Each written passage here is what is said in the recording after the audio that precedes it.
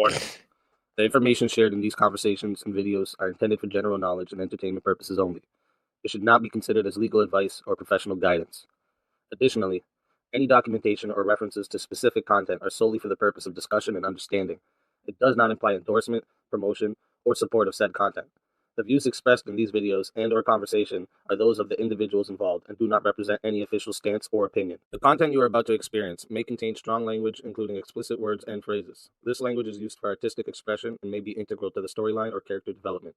It is important to note that the use of such language does not endorse or promote offensive behavior. Viewer discretion is advised, and please enjoy the show responsibly. Disclaimer. Copyright disclaimer under Section 107 of the Copyright Act 1976. Allowance is made for fair use for purposes such as criticism, comment, news reporting, teaching, scholarship, education, and research. The Canadian Copyright Act, Section 29, allows an individual to use copyright-protected materials when creating a new work such as a mashup and to post the new work online on a website like YouTube. Fair dealing provision for specific purposes like research, private study, education, parody, satire, criticism, review, and news reporting. Step up, step up! Yeah! We pledge! We pledge! We pledge! We pledge! Yeah. Step in the arena, mind locked and loaded. Truth on my blade, every line's exploded. You swing your words, I counter with precision. Battle of reason, this is my mission. Raise your fist, let them know. No. Raise your voice, let it blow. Woo! We clash our swords of reason. Cut through like no retreating. Yeah. No fear, no chain, no treason. Woo. We clash our swords of reason. Woo. We clash our swords of reason. Cut through like no retreating. Yeah. No fear, no chain, no treason. Woo. We clash our swords of reason. Woo. Step back, I'm a scholar and a fighter. Every claim you throw, I strike tighter. Logic and power, I never fold. In the war of words, I'm solid gold. Fist, let them know. Whoa. Raise your voice, let it blow. Woo. We clash our swords of reason. Cut through like no retreating. Yeah. No fear, no chain, no treason. Woo. We clash our swords of reason. Woo. We clash our swords of reason. Cut through like no retreating. Yeah. No fear, no chain, no treason. Woo. We clash our swords of reason. Every thought a fortress, every claim a storm. We forge a truth where chaos takes form. Ideas ignite like lightning through the night. In the war of minds, we bring the light. Step in, feel the heat. Truth is my weapon, never beat. Raise them high, break the ceiling. With a fire, with a feeling. We clash our swords of reason. Cut through like no retreating. No fear, no chain, no treason. We clash our swords of reason. We clash our swords of reason. Cut through like no retreating. No fear, no chain, no treason. We clash our swords of reason. We clash our swords of reason. Cut through like no retreating. Yeah, no chain, no treason. We clash our swords of reason. Welcome, everybody, to Swords of Reason right here on the Speakeazy show, Mondays, Tuesdays, and Wednesdays. This is where logic meets passion. If you're new here, the format is simple. Each debater gets 10 minutes for their opening statement, followed by 5 minutes of uninterrupted rebuttals. After that, we enter the arena for a full hour of back and forth debate. This is where the arguments clash and the iron sharpens the iron. And finally, each side will deliver a 5-minute closing statement to lock in their case. When that's done, we move into a 30-minute Q&A. I'll drop a Q&A in the chat for you guys to put your questions in there. But keep in mind, the Super Chats, PayPals, and Cash App questions do get priority. So if those fill up the entire 30 minutes, the free chat questions may not get answered. So if there's something you want guaranteed to be asked, make sure you send it through one of those priority options. And once the formal debate wraps up, we open the doors for a chaos and chill panel where the community can hop up, challenge debaters, or ask follow-ups if the debaters choose to stick around, because that part is optional for them. But it's always where things get wild, regardless who's up, all right? It's always a fun time. Today's debate prompt: Trump is justified in how he has handled the Venezuela situation. And today's debaters for the affirmative, we have Connor, better known as Counterpoints. He runs multiple YouTube channels, including Counterpoints 40K, where he breaks down Warhammer lore and sci-fi weaponry, and Counterpoints Politics, where he engages in online political debate while advocating for a broader centrist coalition. Whether it's fiction or real world policy, he brings analysis and structured argumentation to the table. And both these channels are linked in the description. And for the negative, we have Vigilante, the voice behind the Vigilante TV, a returning presence in the Swords of Reason arena, known for sharp political commentary and high energy gaming streams. He's built a strong following over on Twitch with additional content on YouTube. And if you enjoy bold takes and unfiltered analysis, you're in for a good one tonight. You can find his channel linked down in the description. With that being said, we are going to get into opening statements. We're going to start with the affirmative. So Counterpoints, whenever you're ready for your opening statement, I will start the timer up with your voice. Yeah, sure. So I am not sure if I'm going to need the whole 10 minutes. My argument is actually quite simple. When the invasion, decapitation strike, and abduction of Nicolas Maduro happened on the Friday of, as the event was unfolding, I was under the impression that we needed an authorization for use of military force. We needed a declaration of war. This was clearly an act of war. Trump was in violation, et cetera, et cetera, et cetera. But as I started researching the topic, I started taking a look at how wartime presidents have conducted themselves in the wars of the United States over the past 200 to 250 years. And the truth is that they have consistently leapt first and asked for permission afterwards. What I mean by that is if you look at the Barbary Pirate Wars, Thomas Jefferson deployed the Navy before he had an authorization from Congress. If you look at a lot of the Indian Wars, a lot of the Native American wars in the 19th century, they didn't have a declaration of war. When you look at the Banana Wars that happened in the Caribbean in the late 19th and early 20th century, those didn't have declarations of war. When you look at the Korean War, the only thing that actually bound us to the Korean War was a United Nations like police action remit. Congress never voted for an authorization of use of military force or a declaration of war. The Vietnam War itself wasn't, that only got a authorization from Congress, but it wasn't considered a war because a war is a declared state of hostilities between a nation, meaning a people, and a state, meaning a government. So we actually didn't go north. We didn't attack the northern Vietnamese government on their own soil, except for limited bombing campaigns. And then same thing with like the war in Afghanistan and the war in Iraq. Okay. We didn't declare war on the people, the nation of Iraq and the nation of Afghanistan. We separated out their states, which is why we said the war in Iraq and not the war on Iraq. And then also bringing up some specific things that are relevant in reference to our conversation. Our intervention in Kosovo, that wasn't approved by Congress. Our intervention in Syria, in Libya, went far beyond the AUMF approved in 2001 for counter-terrorist organization attacks or counter-terrorist operations. And then also the invasion of Grenada by Reagan. That was also never authorized by Congress. So this whole belief that we need an AUMF or we need a declaration of war in order to engage in acts of war is just not held up by history. It's just not held up by analysis.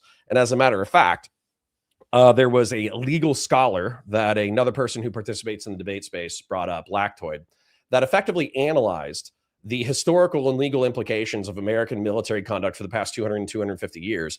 And he was saying that if you look at it, the president is actually able to engage in hostile action up to and including acts of war, as long as he himself is not declaring war and Congress doesn't yank the funding or pass a specific bill limiting his actions within a certain theater. And that analysis is what backed up Barack Obama, because Barack Obama used the 2001 AUMF in order to supply money, troops, airstrikes, etc., to assist with the deposing of Muammar Gaddafi and to assist with the attempted deposing of Bashir al-Assad. So once again, it's kind of like that's like the first half of my analysis, I suppose, and I could try to make the second half more brief. So the second half of my analysis is not only has this been historically true for 250 years, not only is this backed up by the conduct of previous presidents, but if you were to impeach Donald Trump for said conduct, you would be like a blind hypocrite. You would basically have to go back and retroactively impeach every other president throughout United States history. And then not only that, this is in our self-interest. So deposing Maduro in a limited military strike, trying to stop the flow of drugs north through a limited military strike and intimidating them, seizing the shadow fleet that is taking sanctioned oil across the world in violation of US imposed sanctions, punishing them and trying to force them into an American orbit. And hopefully eventually they lose their socialist or communist government. That's going to be in the United States interest. So not only is it legally justifiable, but it also is geopolitically beneficial to the United States.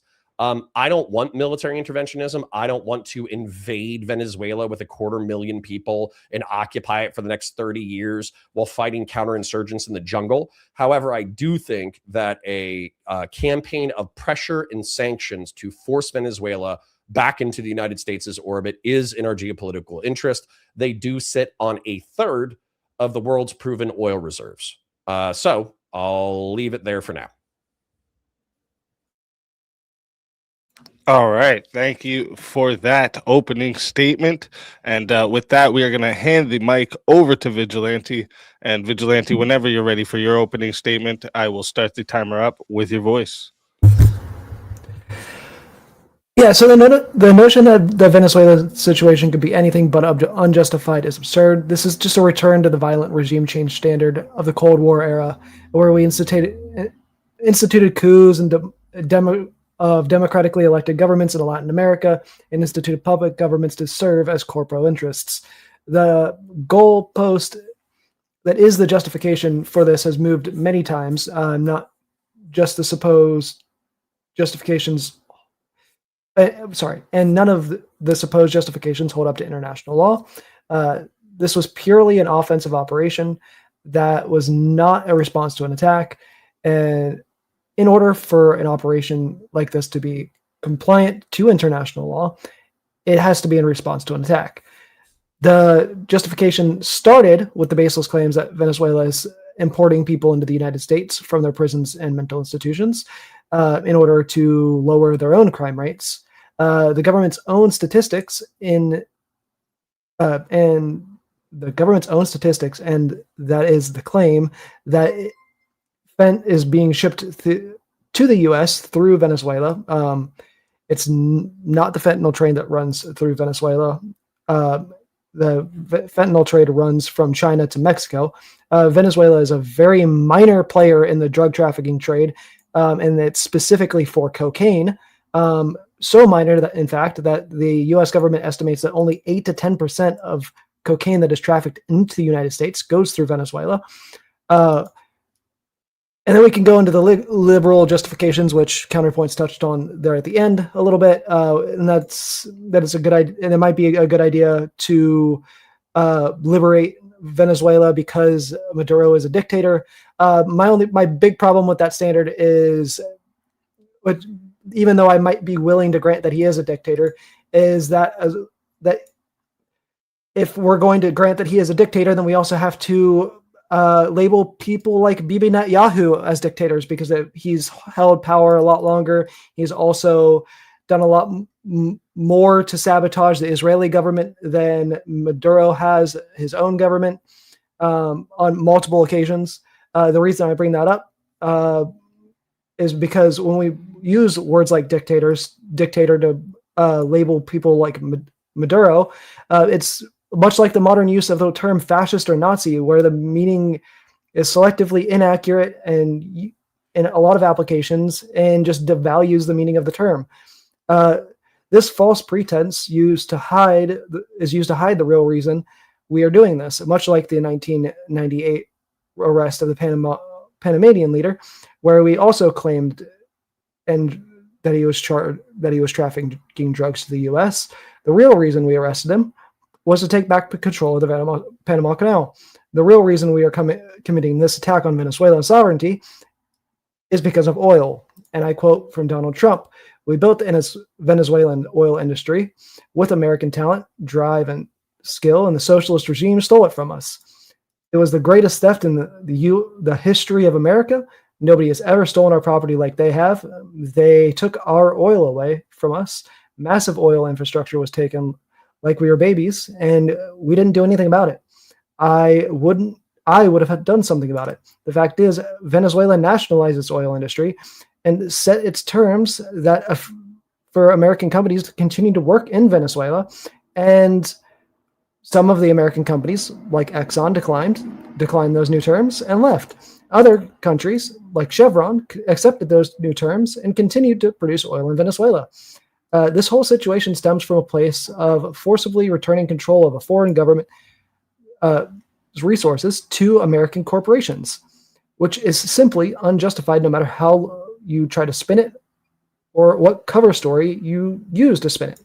Not to mention, the fact that this sets the dangerous precedent that it's okay for the Trump administration to send the military to arrest anybody in other countries that he feels have broken American laws, which we can already see being abused by the Trump administration, considering he just sent the military to kidnap a captain and a first mate of a ship in Scotland who were already being tried for their crime of breaking the sanctions. And I see the rest of my time. All right. Excuse me. Sorry. Thank you for that opening statement. With that, we are going to get into the rebuttal round here. This will be each debater has 5 minutes uninterrupted to directly respond to their opponent's openings. This is not a back and forth yet, so no interjections. And when your 5 minutes are up, we'll move to the other side. So counterpoints, whenever you're ready, I will start the timer up with your voice. All right. So in reference to international law, I just have to go with realpolitik, because who enforces international law? The truth is that there's a series of great players on the globe. It's largely China, Russia, and the United States who are militarily capable of enforcing international standards. Russia's not interested in it. China's kind of interested in it, but in a more diplomatic sense. In that way, the international law is unenforceable. Europe's not interested in enforcing it. And so as a result, the standards are what the United States chooses to abide by. Matter of fact, if you look at a ton of international law, the United States is oftentimes omitting signatures to certain parts of it, so it can't be held accountable to certain portions of international law unless the international community gets a hair up their ass and they end up wanting to take on the world's biggest military. In reference to like realpolitik, meaning that power is actually what's important in geopolitical affairs, I would cite the following quote, not as a moral statement, but as a realistic statement. During the, I think it was like the Athenian-Spartan Wars, there was a neutral city that was getting sacked by the Athenians, and they asked, why are you doing this to us? We're neutral. We didn't take any sides in the war. And the Athenians answered, well, because the powerful do what they can and the weak suffer what they must. And so in a geopolitical context, the point is, don't be fucking weak. So I do agree that Venezuela, quote unquote, attacking the United States through mass immigration and drug trafficking is weak. It's spurious. It's a standard of, it's a standard that we've accepted for the past 50 to 60 years. So it seems pretty weak to do that as a military intervention or use that as a pretext for military intervention. However, what I would say, that you brought up the Cold War, saying that it was bad that we were involved in power plays in Central and South America. What I would say is, I'm a neoconservative. I'm a liberal hawk. I prefer mixed economy capitalism, liberal democracy, and Republican rule of law and representative democracy over alternatives, whether that's kleptocracy, oligarchy, whether that is, socialism or communism or attempts at doing so.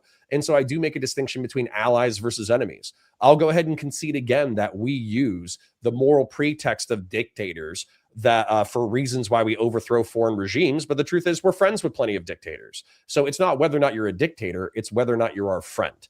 Panama is the perfect example of this. Manuel Noriega engaged in a military junta. He was a CIA asset during the Central American and South American conflicts. We kind of found out that he was playing multiple sides, that he was dealing drugs on top of informing on drug dealers. Not just that, but Panama had become a banking hub, similar to the Caribbean in reference to narcotics operations. So we used all of that correct to seize the Panama Canal, but that is in America's interest. And then likewise, we said, fuck you. You're not going to be banking without sanction, without taxation, and without reporting billions of dollars of drug trafficked money to your country's benefit. Okay. So once again, I would say we make a distinction between our allies and our enemies. Now, in reference to we built Venezuelan oil capacity and then they stole it through nationalization, that could be true. Once again, I would say that we should probably negotiate this and unilateral American use of force in order to reappropriate billions of dollars of equipment and oil capacity from Venezuela. That's not an outcome that I want.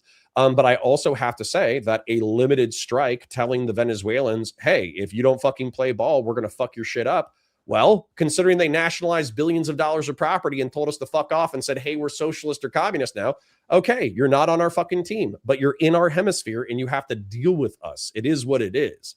So you also brought up that Americans unilaterally send people overseas to arrest people, and that's a violation or for violations of American law. This has been like the truth or the norm probably since the existence of the country. What I mean by that is the Barbary pirates were outside of our jurisdiction. We sent naval ships to go blow them up when they were fucking with our shit. When the Native Americans were rebelling against the Western expansion, we sent people after them. When it came to Hawaii being a base, on the way to the Pacific, and they didn't want to join the United States, we military occupied them. And so once again, like citation after citation after citation after citation of American power grabs, this power grab in reference to deposing Maduro and telling the next regime, which is still his party, by the way, that it still maintains dictatorial control of Venezuela. We said, hey, you either play ball or we're going to fuck your shit up. This is not outside of the norm. And if you want to impeach Trump, if you want to remove Trump from office for this military action, then you just as easily should be removing Bill Clinton, Barack Obama, George W. Bush, Ronald Reagan, et cetera, et cetera. All right. Thank you for that rebuttal. And with that, we are going to hand it back the microphone to Vigilante. And Vigilante, whenever you're ready for your rebuttal, we'll start the timer up with your voice. Yeah, so you mentioned that presidents tend to jump first and ask for permission later. I can understand that has been a precedent. That's kind of why in my opening I brought up the Civil War. Or not the Civil War, but the Cold War. It has been a standard for a while that slowly started to disappear for the most part for the past like 20 to 30 years. And this is unfortunately a return to that standard. The big problem with that is, it's effectively the argument that America can be the military police and act, or not the military police, but the world police through our military, and use the military to control people that we don't like. Which, you even conceded that I've been friends with dictators in the past, and arguably Trump is trying to be friends with at least one in the current world, Vladimir Putin. The whole fact that we're willing to be friendly with dictators tears down the argument that we do this kind of stuff for the interest of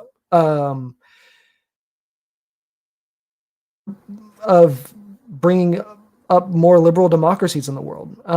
Because obviously, if we're only doing it to dictators that we don't like, and then being friendly with dictators that we do like, then we aren't doing this for the interest of democracy. We're doing it for our own personal interests and our own personal gains, which is understandable when you're wanting to be just the biggest country in the world whenever it comes to power. But the reality is, which we already are, but we're also not the world police. Who the fuck's going to stop us from doing stuff like this? Outside of, unless we go through with like the shit that Trump's talking about doing with Greenland. NATO's not going to fuck around and do anything until we attack Greenland. So at this point, up until we start attacking our allies, there is nobody that's going to stop us. But that doesn't make it justified.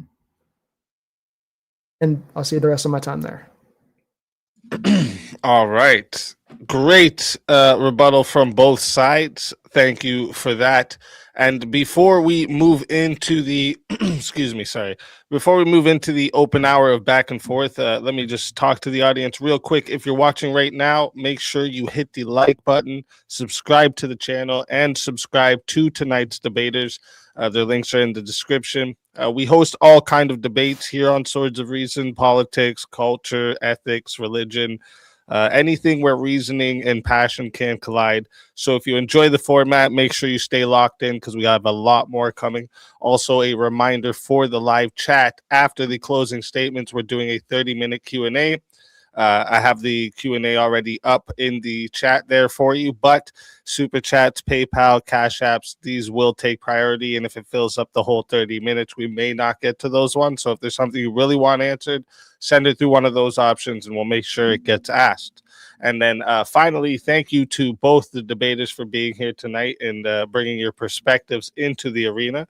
Whenever one of you is ready to start the open floor exchange, just jump in and I'll start the timer up with your voice.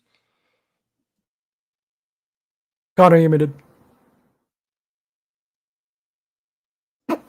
My bad. Professional streamer, by the way. All right. So one of the strongest arguments that you made was that being friendly with dictators means that we don't have a moral claim to promoting democracy or liberal democracy or republicanism in the world. I actually don't think this is true. So for instance, like Saudi Arabia, I think is easily one of the easiest citable hypocrisies of the United States, where they've done an aerial bombing campaign in Yemen that's totally screwed over Yemen. They have a king. They're a dictatorship. They're socially conservative to a point that makes American social conservatism look like, gay pride parades. Like it's actually, absurd how socially conservative they are, and all that kind of stuff. But they're also sitting on another third of the world's proven oil reserves. And so we've played nice for the past century. But the truth is, while we've been playing nice, we've also been pushing them in a certain direction. And I would actually cite the past decade as examples of that. So the previous king was a social conservative who wasn't interested in modernizing. He spent billions of dollars on madrasas, promoting Wahhabism, which is a conservative version of Islam. And effectively, he was actually making the war on terror worse because he was promoting social conservative view of Islam that actually fed into Islamism and jihadism very easily. Well, what happened was the old king died. The new king, unfortunately, did murder, a journalist and chopped his body up and brought it out of an embassy. But he also has allowed tourism. He's also allowed women to drive. He's also opened up like culture and Western products into Saudi Arabia. And as a result, that's set a tonal shift. Not just that, Saudi Arabia has not completely normalized its relations with Israel in reference to the Gazan conflict, but they could have been saber rattling the entire time the way that they were doing in the 40s through the 80s, effectively promising the destruction of the state of Israel for the way they conducted themselves in Gaza, and they didn't. They even had a female journalist on national TV not wearing a hijab or a niqab, challenging the leader of Hamas and saying, hey, why do you use your people as human shields? And why do you openly admit that you want to martyr them in the cause? And so that's the kind of like progressive reform that like, yeah, they're still a dictatorship and they murder journalists, but they're moving in the right direction. And so for me, that's not a hypocrisy. Well, Saudi Arabia is actually a great example on my side as well, because like if you remember, Saudi Arabia is literally the country where through state-sponsored shit, the people who hijacked the planes on 9/11 were trained. So instead of actually punishing the people who were heavily responsible for 9/11 because they quite literally trained them, we've been friendly with them for the past several decades. Yeah, but you're going to have to get into the nuance of that. So for instance, like the Bin Laden family name is equivalent to Trump in Saudi Arabia. Okay, so Bin Laden is a construction group that is famous both in Saudi Arabia for maintaining the holy sites and getting the vast majority of the government contracts, but also for international construction in concert with England. Osama bin Laden was, I think, like one of 54 kids or something like that. He was effectively like his father married his mother, stayed with her for 3 years, had bin Laden, dipped out, didn't pay attention to his son. He was the black sheep. And of course, the same way that we have liberals and Republicans and Democrats and conservatives and this, that, the other, the way that we have political factionalism inside the United States is the same way that Saudi Arabia has a bunch of political factionalism. So, like, why would we invade Saudi Arabia, which is an ally whose national military is willing to take training and weapons from us, but they have hostile political and financial sects, SECTS, who don't like the United States, who are backing Mujahideen in Afghanistan? We would still clearly go to Afghanistan to fight the Mujahideen, and then we would encourage the Saudi government to crack down on support for jihadist terrorism. And I mean, that's effectively what we did. So, like, invading Saudi Arabia after the 9/11 attacks, despite like 70% of them being from Saudi Arabia and also being well-trained and educated people from Saudi Arabia, actually would have achieved nothing. I mean, but at the same time, like, Saudi's not fully an ally. They're also part of the BRICS alliance, which is the alliance of our biggest enemies. I mean, the good news is that alliance sucks, and it's kind of funny. What is it, like Brazil, Russia, India, China, Saudi? So yeah, like I get it, but Yeah. their whole plan of creating like a parallel currency is meeting the dysfunction of each one of its clients. And so, as an example, you can say, oh, well, they're a part of a BRICS and they're trying to leave our orbit or play both sides. That's probably true, but that's also, like, I don't know, politics. Like you always ultimately have to look after yourself. And the United States has been crazy to some degree. I would say that the military adventurism in the Middle East and North Africa was bananas. I would say that our constant backing of Israel, no matter what it does to Gaza, is a little crazy. And then, of course, like, unilaterally deposing the president of another country within your hemisphere is kind of fucking bananas. But they also can't leave us entirely, and they're playing both sides because they have to see which way it plays. So I mean, Israel's done shit that, Israel, one of our greatest allies, that they've done some shit that's, playing multiple sides at one time. That's kind of the nature of politics. To a degree, yeah, I can see your point. So you had mentioned the ways that this is in our best interest. Can you elaborate on that some? I think it can turn into a military disaster real quick. But yes, pressuring Venezuela to come back into our geopolitical sphere is in America's interest. Absolutely. Yeah. So, I mean, like, do you mean like on the oil front, which I think we both talked about a little bit? Yeah. So qualitatively, obviously, there's a challenge there. Like, their crude is like very dense. It basically has to be cut with Middle Eastern and North African oil. But I Googled it the other week. I think Saudi Arabia is sitting on like 175 giga barrels, something like that. It's basically like 1 billion barrels. And then same thing with Iran. They're sitting on something like that. Venezuela is sitting on 300. Okay. They're effectively like, take all of the Middle Eastern and North African countries. That adds up to 2/3 of the oil supply. 1/3 is Venezuela. So yeah, whoever controls that amount of energy in the world is absolutely important. And right now it's allied with Russia, Iran, and China. Yeah, I mean, the only problem with that is, like, I mean, obviously, the only thing that was really preventing them from trading that oil in the first place was the sanctions. We really, to my knowledge, I don't think we've even tried to play ball with them for a really long time. A socialist regime and nationalize their oil. Yeah, pretty much since they nationalized their oil. Which, I mean, as I mentioned, they didn't even fully kick out our American oil companies because Chevron was still there for the longest time, up until probably the point where we put sanctions on them. Sure, but at the same time, this is kind of where there was two great essays in the 1990s that were kind of predicting the future. So one of them is The End of History by Francis Fukuyama, and the other one is Clash of Civilizations, and I forget who the author is. But effectively, it's like this view of what's going to happen in the ensuing centuries, where Francis Fukuyama, idealistically, I think, argued that mixed economy capitalism and liberal democracy and all that kind of stuff had just been proven as the superior system. Therefore, of course, things are still going to happen, but people are going to orient and modify their ways towards this civilizational system over time. Whereas what the Clash of Civilizations argued was that there's effectively like a cultural genesis of different civilizational systems, including socialism and communism, best like modernly represented by the Chinese state, even though it's state capitalism.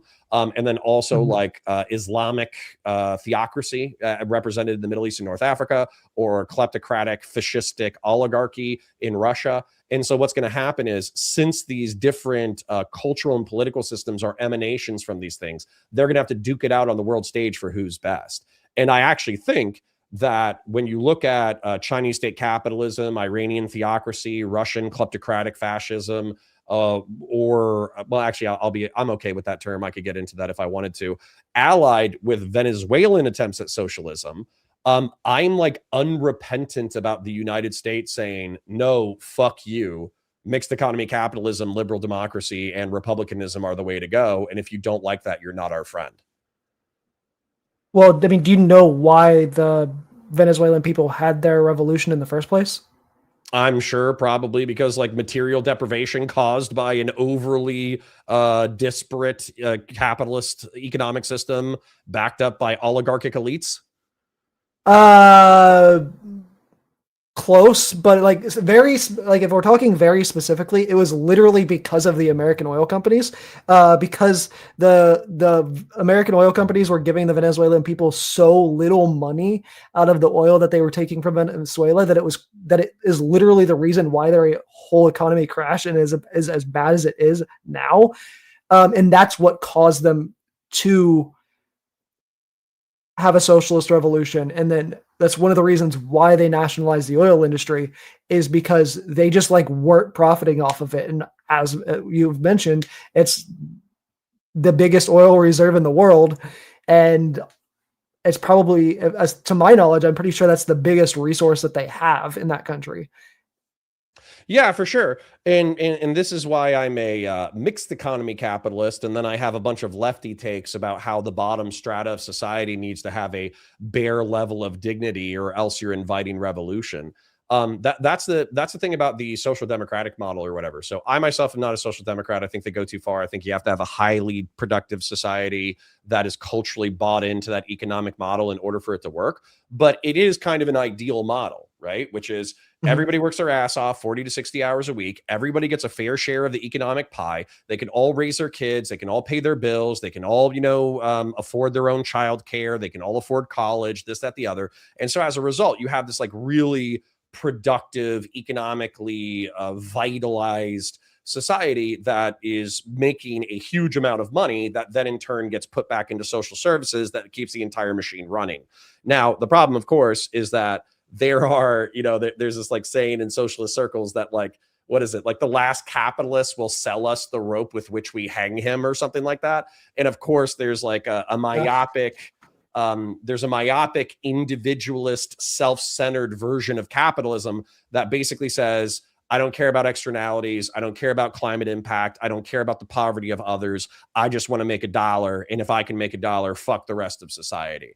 And I think that kind of capitalism, while it's good for like while it's good for like energy drink promotions and like hustle bro culture, I don't think it's like a stable model for society.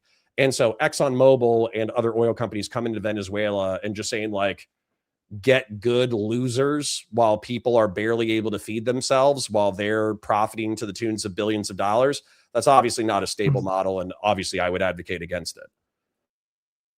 Yeah. And like the problem is though, like when we talk about all the things that happen when America does these regime change wars or regime change actions, in not really in the Middle East as much, but like specifically when we've done them in the past in Latin America, it's always to that means of, we just want to exploit these countries for resources. That's why that we have the whole term of banana republics, is because literally for the Cheetah Banana Company, I think it was. Yeah, Chiquita. Yep. Yeah, Chiquita. We like went over and overthrew a fuckload of literal democracies, installed dictators, and just use those countries for our own profit. And that the appearance that this is giving, at least right now, assuming that the remnants of the Maduro regime doesn't play ball, which they might, is that we're going to end up basically just doing the same thing again with Venezuela. Well, Smedley Butler was a Marine Corps hero who actually wrote a book called War is a Racket. And it's because he got promoted so high that he got into the administration, and he actually like oversaw some of the banana wars. And he realized that he was effectively corporate security for people exploiting Central and South America. And if you actually look at like the movie Avatar, of course, I cheer for the Marines instead of the Native American analogs. But if you look at it, a lot of that inspiration is taken from the banana wars and also like the wars of colonization and the East India Trade Company as hybrid corporate military entities that are solely obsessed with profit. But that's not the only way to do things. So, for instance, if you look at like Western Europe under the Marshall Plan after World War II, where we took a paternal perspective in reference to Western Europe, the economic exploitation was nowhere near as bad as, let's say, in Central and South America. If you look at what we did with Japan, they're clearly like they're still technically like almost a protectorate from a military standpoint, and yet they're a completely economically vibrant society. They have other problems, but they're still incredibly economically vibrant. And same thing with Korea. And so the thing about it is like, I think that there's multiple ways to do things. And if you point to historical analogs, particularly during the age of colonization, particularly in the late 19th, early 20th centuries, you're going to find a whole bunch of like war crimes that are funny to joke about 100 years later. But if you actually thought about them as flesh and blood people, it's not very funny, right? So, but the point is that with Central and South America, our counter socialist operations in the like 70s and 80s that were particularly bloody and fucked up, we didn't necessarily care if a mixed economy, capitalist, stable economy emerged from those societies. We just wanted to make sure that the socialists and communists lost. And so that's where I think that we need a new tact with Central and South America, that we probably just shouldn't see brown people from Central and South America as like exploitable labor. We should probably view them as human beings deserving of dignity.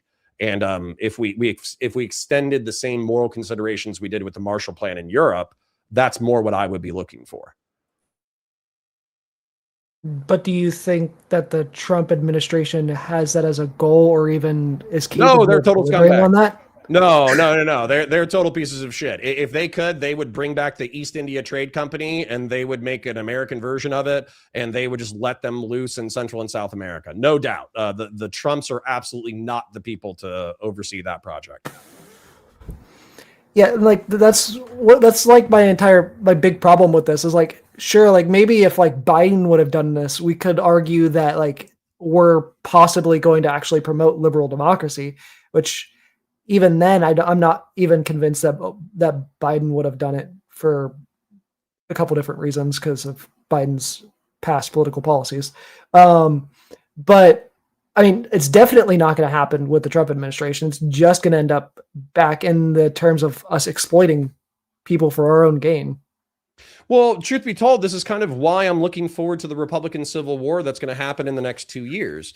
Because what's happening is the MAGA people are getting whiplash from isolationism, like withdrawing from NATO, fuck Europe, fuck Ukraine, we're going to do our own thing. We're not going to, we're going to force them to come to a peace deal. Then we're dip setting, fuck you. Excuse me, like, fuck, but then they get whiplash because like, we hit a nuclear site in Iran, which nobody in MAGA wanted on behalf of Israel.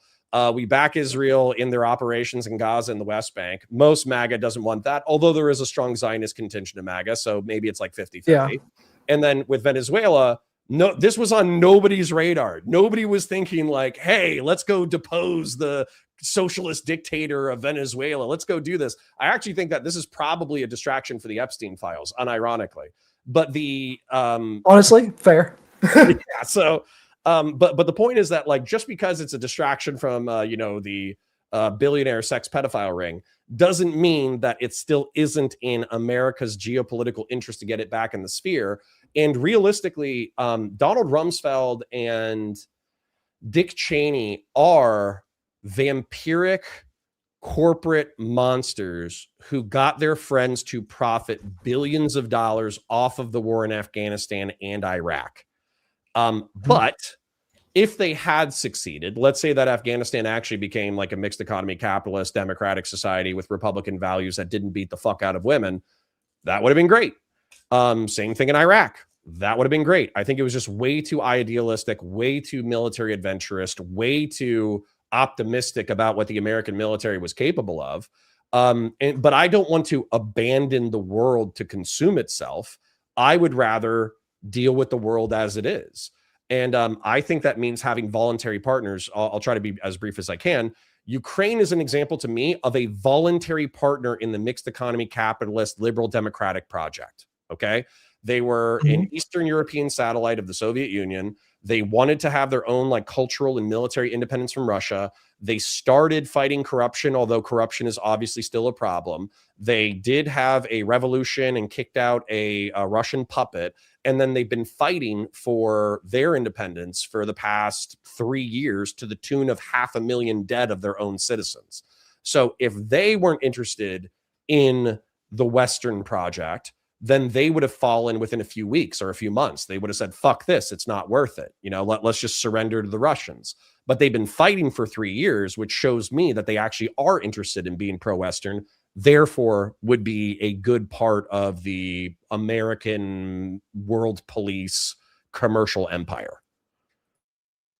Are you okay with America playing ball with the communist countries that do want to actually work with us? There's only one communist country that actually willingly works with us outside of the kind of soft economic war we have going on with China, and that's Vietnam. Yeah, and realistically, we're only friends with Vietnam to stick our eye in China. So like, it's not like a moral thing. It's more like, fuck you, China. Like, even though we got our asses kicked, we're gonna be boys with Vietnam because it's fucking funny. So no, I actually do think that I'm more of the weirdly enough, I believe the Clash of Civilizations essay more, but I think that the Fukuyama argument is interesting, which is effectively like, so. We're getting into like the really, really deep part of this conversation, I suppose, which is whether or not we think socialism, the decommodification of basic human need and workers owning the means of production, or communism, a moneyless, stateless society, is possible with the human condition. And I actually don't think these things are possible unless we gain a level of like automation and wealth with robotics that we effectively like produce everything that humans need without human labor. Then at that point, I'll become a fucking socialist, right? If we have like a billion Boston Dynamics robots working the fields and very minimal human labor is required to perpetuate society, then yeah, fuck it. Let's decommodify basic human needs and workers can own the means of production so they're not starving to death. But until we hit the post-scarcity Boston Dynamics, fully automated, gay luxury space communist future, I think mixed economy capitalism is the best we're going to have.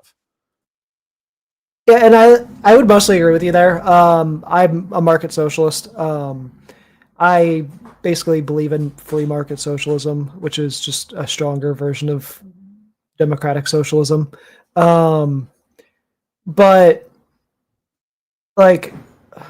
and I agree with you on your assessment of communism. Actually, one of the reasons why I stopped being a communist is because I don't believe that like the end goal of communism, the stateless, classless, moneyless society, will ever be a possibility due to human nature. I like when we think about that, like unless we were to just like magically decide to in the governmentless society to lock up all narcissists and sociopaths and psychopaths, it's bound to happen where somebody's going to force their way into control, and we're just gonna end up looping back into feudalism.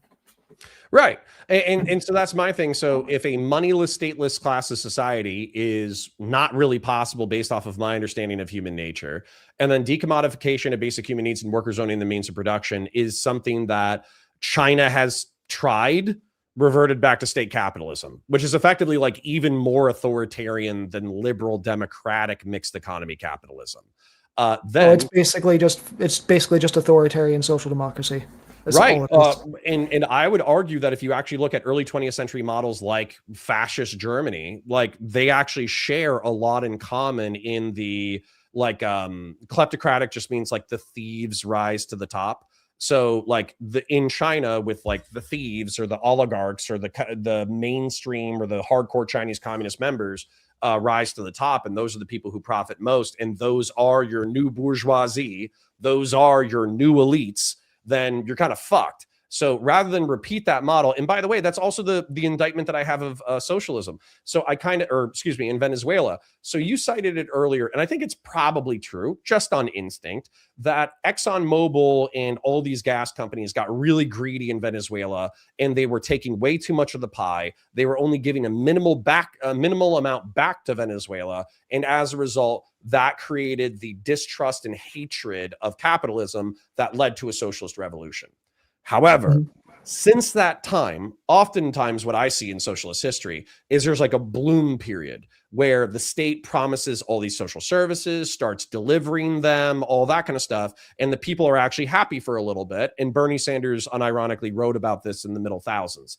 But the problem is that trying to do a command economy where the government is constantly obsessed with like economic and material justice, it's so unwieldy as a system that it's almost impossible to actually enforce. And with Venezuela effectively becoming like a in agriculture you would call it like a monocrop. They became like a mono industrial society where they were reliant on oil in order to make their economy work. Well, guess what? When there were price shocks in the thousands and the tens as a result of the war on terror, they got fucked. When all of the international corporations weren't willing to work in Venezuela because they didn't want to lose their assets through nationalization, they got fucked. And so as a result, they're sitting on a third of the world's carbon energy supply, and they're still poor as fuck. And so at that point, it's just like, at what point does your system just suck? Well, I mean, you could argue that a lot of that's not necessarily due to them not. You could argue that a lot of that's due to sanctions because they're not really able to trade a lot of that, which is where we get into the captain and first mate of the oil tanker that got arrested because they were transporting Venezuelan oil, they were transporting Iranian oil, they were transporting Russian oil, because it's like in order for them to be able to make money off of their oil because of the sanctions, they have to do it illegally, unfortunately.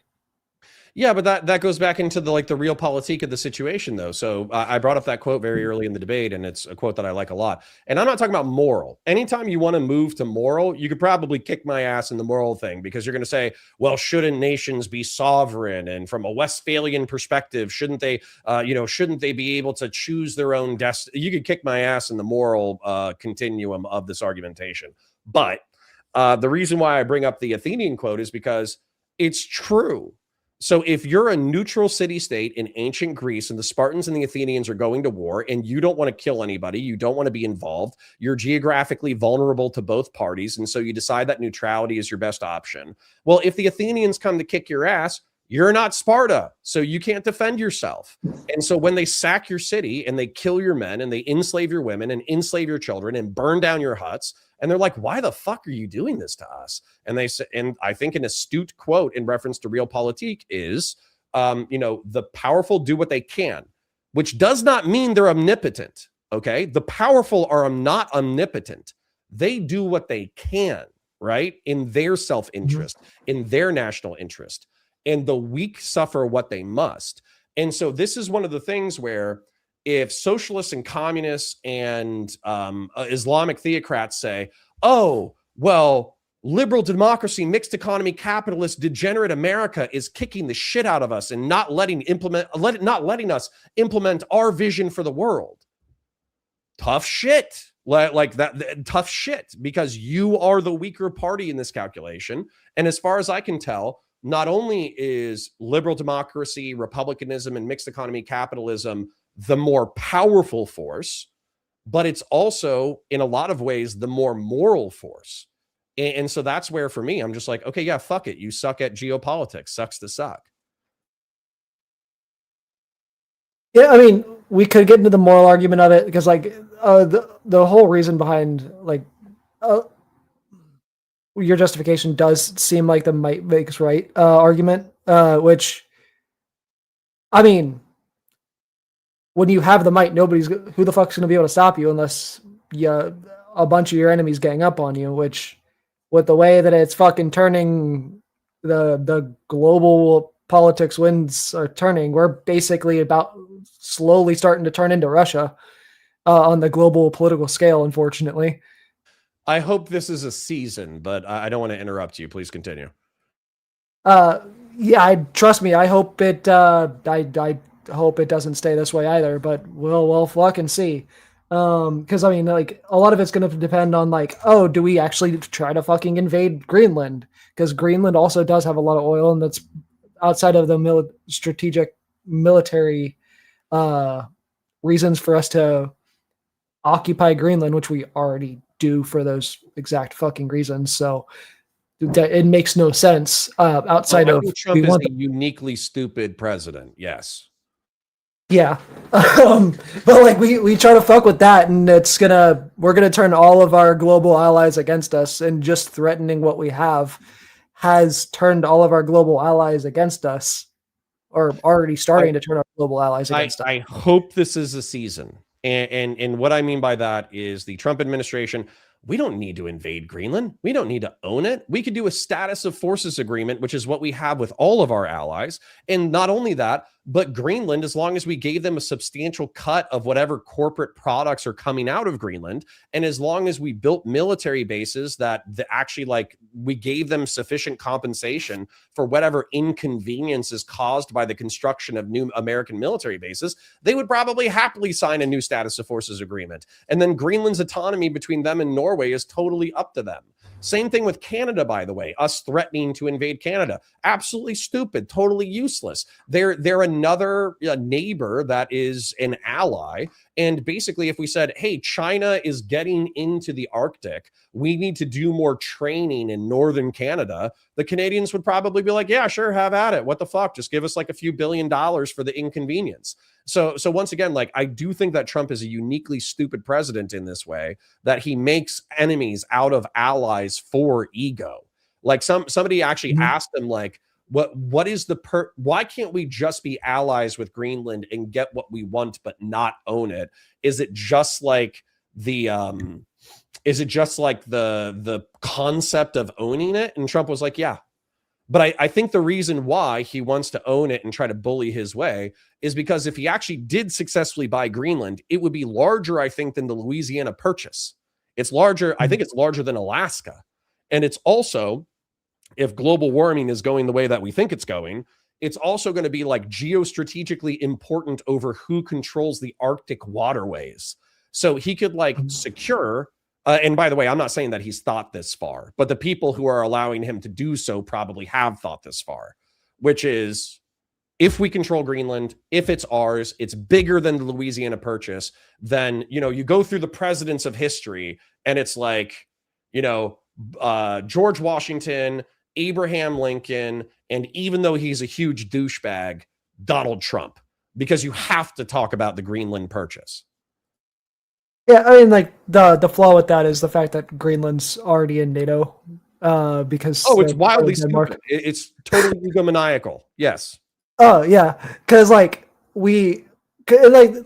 one of the reasons why, like, you could argue that the whole pushing NATO to spend more money on their military and giving up a lot of the U.S. control of NATO is fucking stupid, because us being the ones that spend the majority of the money on NATO, it meant we were the ones that had all of the control in NATO in places like Greenland, Canada, and pretty much the majority of Europe.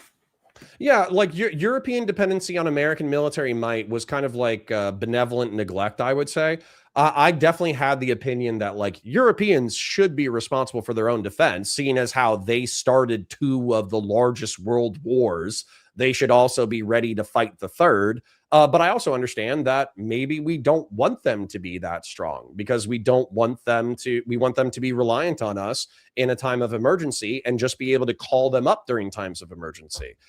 So yeah, it's all a balance, but like, I guess my thing is, so I think your strongest argumentation is going to be along the moral front, is that at the end of the day, is it worth people's lives to kill, like, is it worth it to kill people for oil?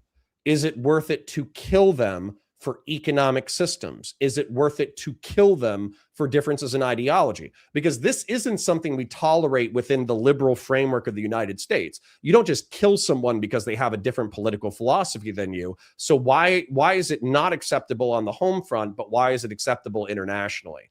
And what I would say to that is that, yeah, it is immoral to a degree. It is a violation of Westphalian concepts of sovereignty, meaning that a nation state should control what happens within the nation state. It is a violation of like the international order and consensus-based rule of the planet. However, who wins the next century? Like communism or socialism, most manifested by Venezuela and China, which, let's be real, once again, it's state capitalist, but that's okay. Islam, like Islamism, represented by the theocracies of, weirdly enough, Saudi Arabia and Iran, or kleptocratic oligarchy like Russia, who dominates the planet? And the answer right now is the United States. With mixed economy capitalism and liberal democracy and republicanism. But the problem with that is people are so uninterested in this civilizational war that the United States is borderline willing to give its power away. And that's what kind of Donald Trump is doing through his isolationist rhetoric and policies. Well, I wouldn't say that people are disinterested in the ideological war as much as they are disinterested in doing it through force like we are doing with Venezuela. If we were to try to do it with Venezuela, with Cuba, etc., through political negotiations, first of all, like Cuba would be a better example of like the actual like world communist powers than Venezuela would. Like one of the biggest problems that I have with Cuba as a socialist is actually the fact that they're like the number one safe haven for American criminals that managed to escape the U.S. Like one of the best ways for us to like negotiate with Cuba to like get that ball rolling would be, hey, we're gonna drop the embargoes if you extradite all of these fucking criminals that have escaped to Cuba back to the US.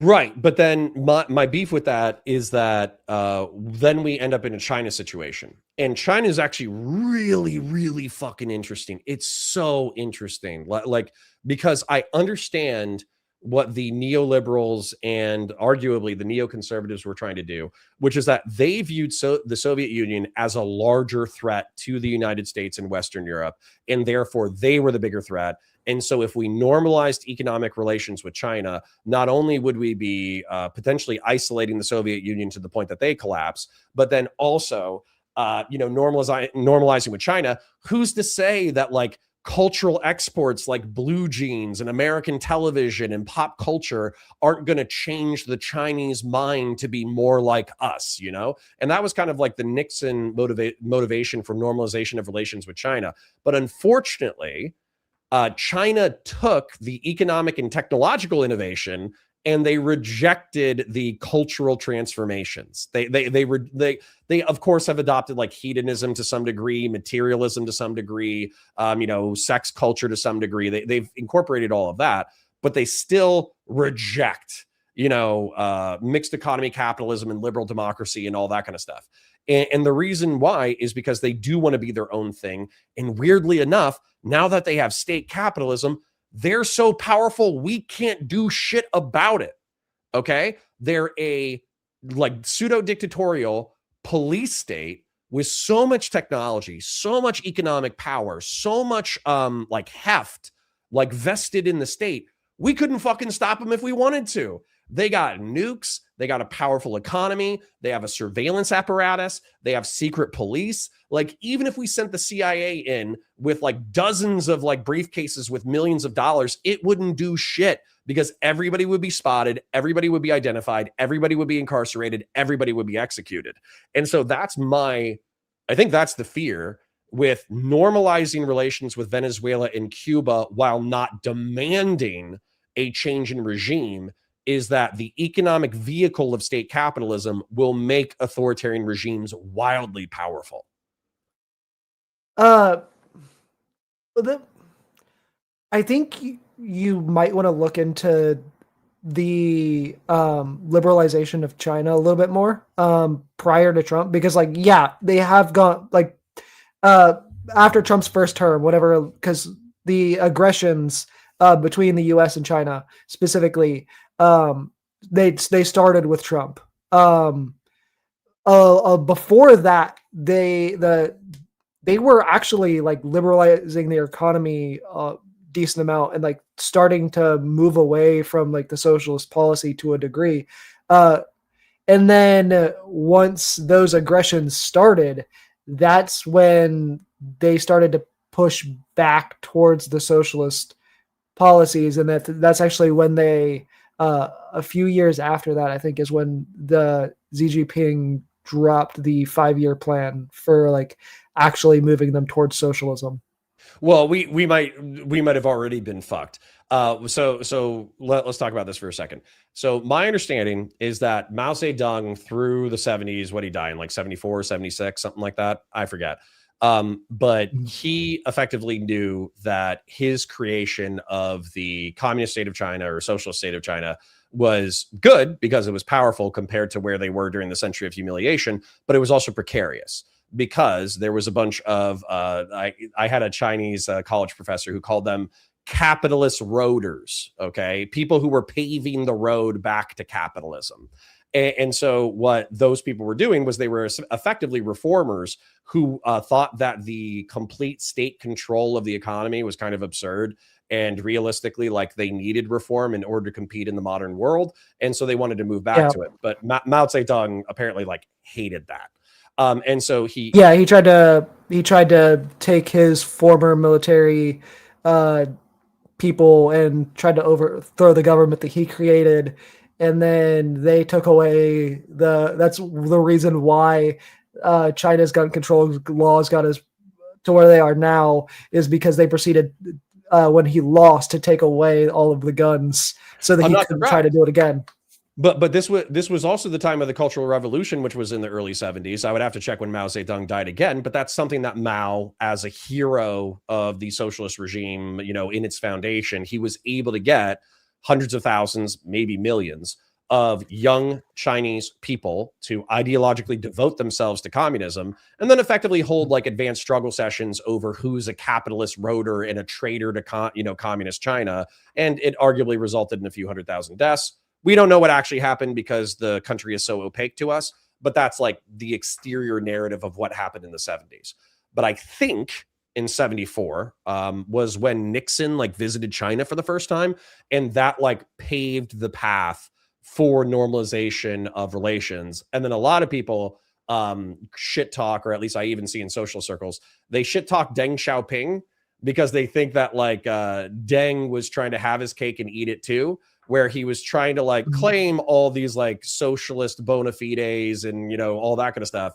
But realistically, he was allowing industrialists and industrialization into China that created like the modern, you know, Chinese manufacturing hub effectively. But if you have something to add that actually enriches that comment or modifies that comment, I'd love to hear it. Well, so the Nixon situation was specifically with Deng, that is actually what ended up creating the oligarchy system that they have now. Because prior to that, they didn't allow billionaires. The whole reason why they allow, like, China even has this like semi oligarchy that they have now, where it's the oligarchs are basically just controlled by the communist state, is because in order, like when they were liberalizing the economy, they understood that in order for capitalism to be effective, at the same degree that it is in America, they have to allow rich people. And that's how China ended up with millionaires. And that's how China ended up with an oligarchy. Well, right, but then there's this thing that's going on. So they like Hassan Piker just went to China and he took like $50,000 in Chinese notes and spread it out on his arm. And he was saying that the Huawei store was the coolest thing he ever saw because it's basically like an Apple store, but with like Chinese electronics. Meanwhile, you have like minders walking around with him whenever he's going places. And you have the cops like take his phone and inspect his social media when he was in Tiananmen Square, you know, and then not just that, but you also have things like, for instance, the Uyghur, let's call it a cultural genocide. So we don't have to fight about it too much. But we have the Uyghurs effectively being denied their religious faith, denied to some degree their language, females like forced to hang out with Han Chinese males at the orders of the state. And then also males who are like military age males being incarcerated in work camps until they're too old to fight. And so, that's at least like there's worse accusations, but those are the ones that I think that I've heard the most common. Then you also have religious oppression like the Falun Gong organization that effectively has said that not only are they banned from public life, but if they're discovered, they're incarcerated. And then there's evidence of forced organ harvesting of China's incarcerated population. So we have this like fascistic, hyper efficient society backed up by technology and state capitalism that I don't even know how a revolutionary in China would begin to dismantle it if they were like a pro-democratic revolutionary. And we even saw in real time the Hong Kong protests get fucking crushed. They were wearing masks, they were wearing sunglasses, they were using umbrellas and laser pointers to fight the surveillance apparatus of the Chinese state as aggressively as possible. They still got fucked like bad. Yeah, and that's what happens when you have a police state. Then right. So I'm not interested in Venezuela or Cuba becoming that by us strengthening them economically while not demanding regime change. Well, I mean, we're on our way there ourselves because Palantir. Well, I hate to be so flippant about it, but I really hope that there's this interview with Peter Thiel, who's the creator of Palantir, which is like the AI facial recognition surveillance shit that's going to put all this information into a huge database. And basically, if you haven't played Deus Ex, the video game from 2003, you should probably play it. But basically, I would have pointed to Watch Dogs 3. Yeah, sure. I haven't played Watch Dogs because I'm a boomer, but I'm sure that the themes are very similar. So the point is, you have this like runaway surveillance state that makes dissident action almost impossible, and so the only people who are capable of resisting are like high technology hackers, who have to obscure their identity, and effectively they live on the run because not only are they like separate from like public polite society, but also at any time the runaway surveillance state could totally come in and fuck their shit up. So with Palantir, though, there was this really interesting interview between Peter Thiel and a guy named Ross Douthat. Ross Douthat, or Douthat, I think some people pronounce it, is a conservative Christian Catholic political commentator who's huge in Washington. And so Ross Douthat says, hey, you started talking about the Antichrist because you were like worried that this like big government is going to seize power through this like omnipotent, like digital infrastructure, and they're going to like make the United States subservient to this like giant, Antichrist, even though Peter Thiel, I think, is an atheist. And then Ross Douthat says, have you ever considered that you're building the tools of the Antichrist? And then Peter Thiel like looks shocked because he's like, oh shit, I think I just dedicated billions of dollars in a decade of my life to building the very tools that will enslave humanity. And it's kind of ironic. It's ironic, at least. Yeah, and with Palantir, the funny part about that is, from my understanding, a lot of their technology, the testing grounds for that is like the Israel-Palestine situation. Yep, I've heard that as well. I've heard that the facial recognition software. I think even their CEO, not Peter Thiel, but the guy with gray poofy hair that looks kind of crazy. He was like yelling at his audience because a member of his audience was like, "You're complicit in the genocide in Gaza," and he's like, "No, I'm hunting down terrorists." And yeah, like, yeah. Yeah, they're using the Gazan conflict as a test bed for facial recognition software hooked up to AI. Yes. Yeah, which that's when that ends up being introduced here in America, because it will be introduced here in America as long as the Trump Vance fucking train keeps going, because Well, Vance is. it's the same thing with ICE, though. Sorry, you continue, but I do have a point that I want to make about ICE making a list of potential domestic terrorists. I want to remember that, but sorry, keep going. Yeah, like whole reason like why I'm not really on the side of like, oh, let's like remove Trump from office, even as like us being as far left as I am, is because like I'm scared of Vance more than I am Trump, because Vance actually has a modicum of intelligence.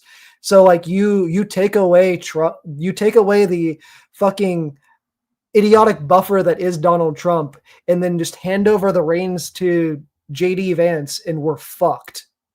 JD Vance is I was even hearing this in DC. So I went on a trip to DC and was hanging out and talking to people, and they were like, "Oh yeah, everybody knows that JD Vance is effectively like a groomed Trojan horse for Peter Thiel in the Silicon Valley tech bros, that the MAGA movement and mass deportations, insofar as they're being executed, there's real political movement behind them. But at the same time, that's a distraction for what's really happening, which is effectively tech deregulation that you don't even hear about in the newspapers, because it's the goal of Silicon Valley to get Washington, D.C. off of their ass so they can like create genetically modified cat boys and cat girls like sex slaves, and like, you know, murder robots, and like, you know, drones that like fly up your pee hole and burst your heart. Like they're trying to develop the next generation of killer robots and genetically modified transhumans. And Washington, D.C. keeps trying to regulate them about it. So yeah, that's absolutely true. Well, I mean, you could point to the whole like Trump administration policy of like, we cannot regulate AI now. Right. And like that massively opens the door for Peter Thiel, because now he can just like push out his shit to like big cities and shit, and we can't fucking do a goddamn thing about it. I think AI is going to be really, really, really interesting, because it's either going to be this like revolution that completely reshapes the face of human experience, or it's going to be like, who was it? There was the guy, there's the Economist. I can see his face, but he said he wrote a article in like 1992 where he made this like broad statement of like, in the end, I don't think the internet will be any more revolutionary than the fax machine. I think his name is like Wolf or something. I forget. But that quote has been used to like deride the remainder of his political career, because you could not be more fucking wrong about like the revolutionary impacts of the information age and the internet. So yeah, like AI is either going to be the fax machine, or it's going to like rape humanity. And weirdly enough, I don't think there's an in between. At the same time, AI is like basically propping up our economy right now too. Yeah, it's it's $4 trillion and 3 corporations that just keep trading money back and forth. It's kind of insane. Like if you look at the American economy, I think it's like $30 trillion now, but like 5 or 6 of it is AI. So like, hopefully, you know, to some degree, I hope there's a revolutionary technological development that changes the way humanity interacts with itself.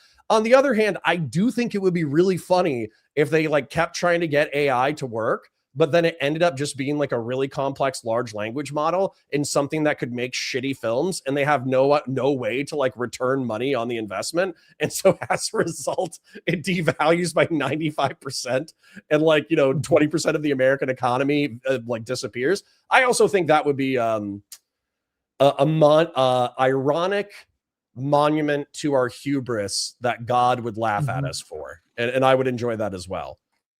Let's just hope Palantir fails, because otherwise we're going to end up in the Person of Interest TV show timeline. Yeah. So that's what I wanted to say with the ICE thing. So as of right now, I don't think the Republic is dead, and I'm going to keep acting like the Republic isn't dead until it's actually fucking dead. I'll let you know when it's dead, okay? But I think there's a lot of people who are predicting the demise of our Republic before its time. Just as an example, it was either Cato or Cicero, I forget. But he was predicting the fall of the Roman Empire like 300 years before the German barbarians like sacked Rome. So I don't want to be 3 centuries too early for the prediction of the fall of the American Republic, you know? So let's chill the fuck out. Let's try to reinforce our constitutional norms. And even if we have a wildly powerful surveillance tool that revolutionizes the security apparatus of our state, let's still try to like invoke our rights for the First Amendment and the Second Amendment and the Fourth Amendment, and come up with like counter technologies that are cheap, that fight like AI facial recognition software. Just as an example too, I know I'm yapping, but it is a funny one. There was the Marine Corps. I used to be a Marine. The Marine Corps was doing a robotics drill with like AI targeting shit.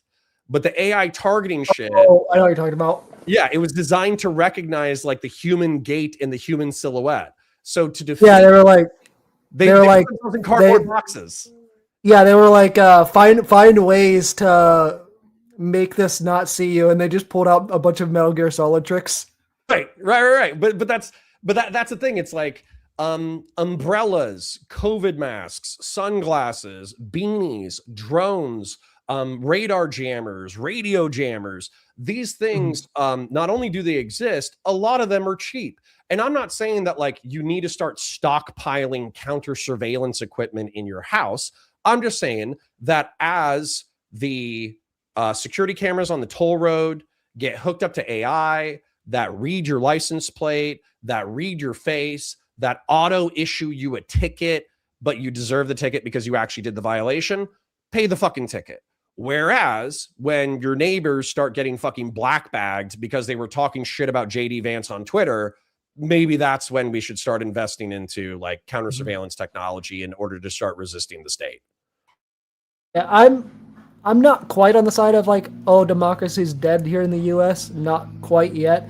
I do think if it is failing, we will know by the end of this term, because there's 2 different ways that I could see it happening, and they've teased both of those different ways. One, declaring martial law and basically using that to become a dictatorship, or Trump deciding to just continuously run if he figures out a way to circumvent the Constitution, which they've talked about. He's dying. So you know, shaking his hand and his hand bruises. He's at least farting during meetings, but he might be shitting himself.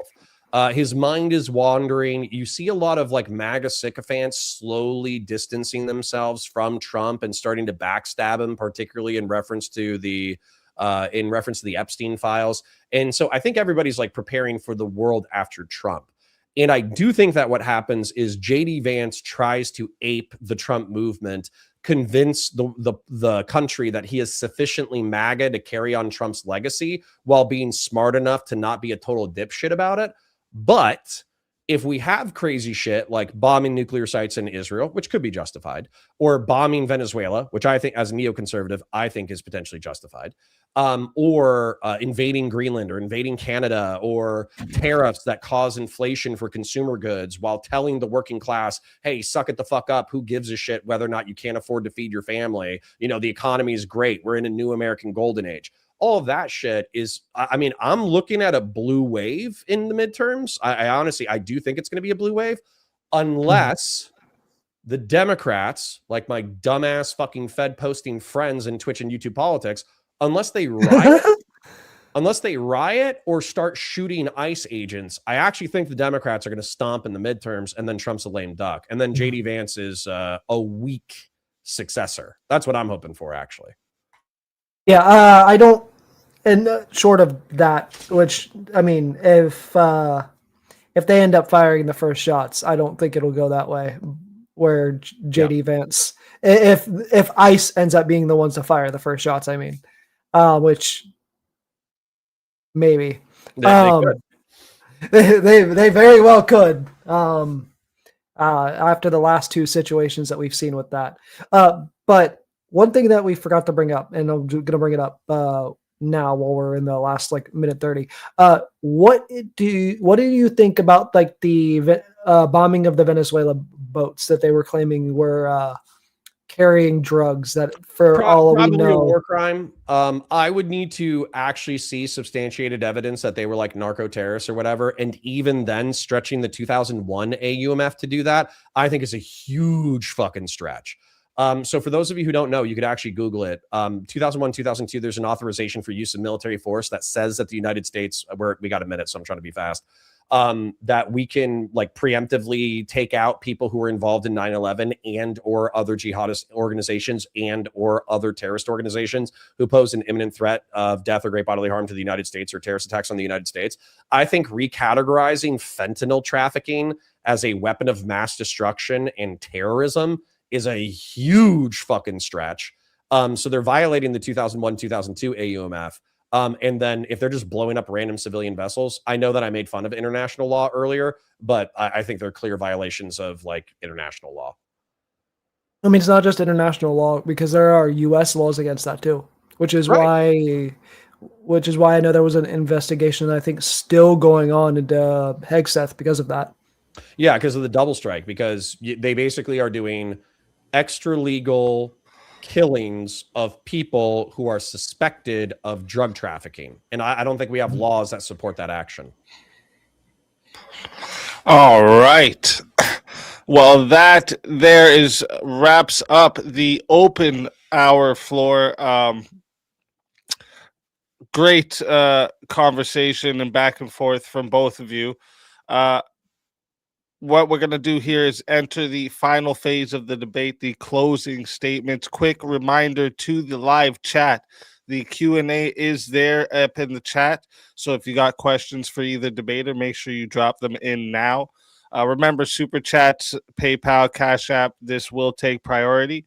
But I don't see too many. So get your questions in. And if you want to bump yourself up, send in a Super Chat, and just send in a Super Chat to support the show. With that being said, we're going to move here over into closings. So let me get that 5-minute timer up, and we're going to start with counterpoints. So counterpoints, whenever you're ready for your closing statement, I will start the timer up with your voice. Yeah, my apologies for not being more spicy tonight and calling vigilante ableist slurs. I actually do think he's intelligent, which is why we had a decent conversation. I know that's not always the best thing for metrics, but I actually do think that this was far more substantive than 90% of the conversations that I have on Twitch and YouTube politics. Just to summarize my my perspective, though, if you want to take a purely legalistic analysis of the Trump administration and whether or not they're allowed to do what they did in Venezuela, I think you're going to have a difficult time arguing that from a historical standpoint.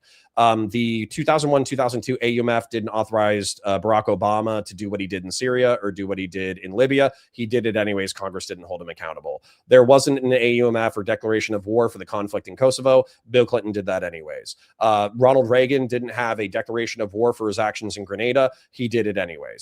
The Korean War didn't have a declaration of war. It had a UN mandate and was considered a police action. And yet we lost 36,000 troops over the course of 5 years. And we also conducted a massive aerial campaign that might have killed between 2 and 3 million Koreans in North Korea. It's actually one of like the biggest war crimes in American history. And yet we never had a declaration declaration of war between us and Korea.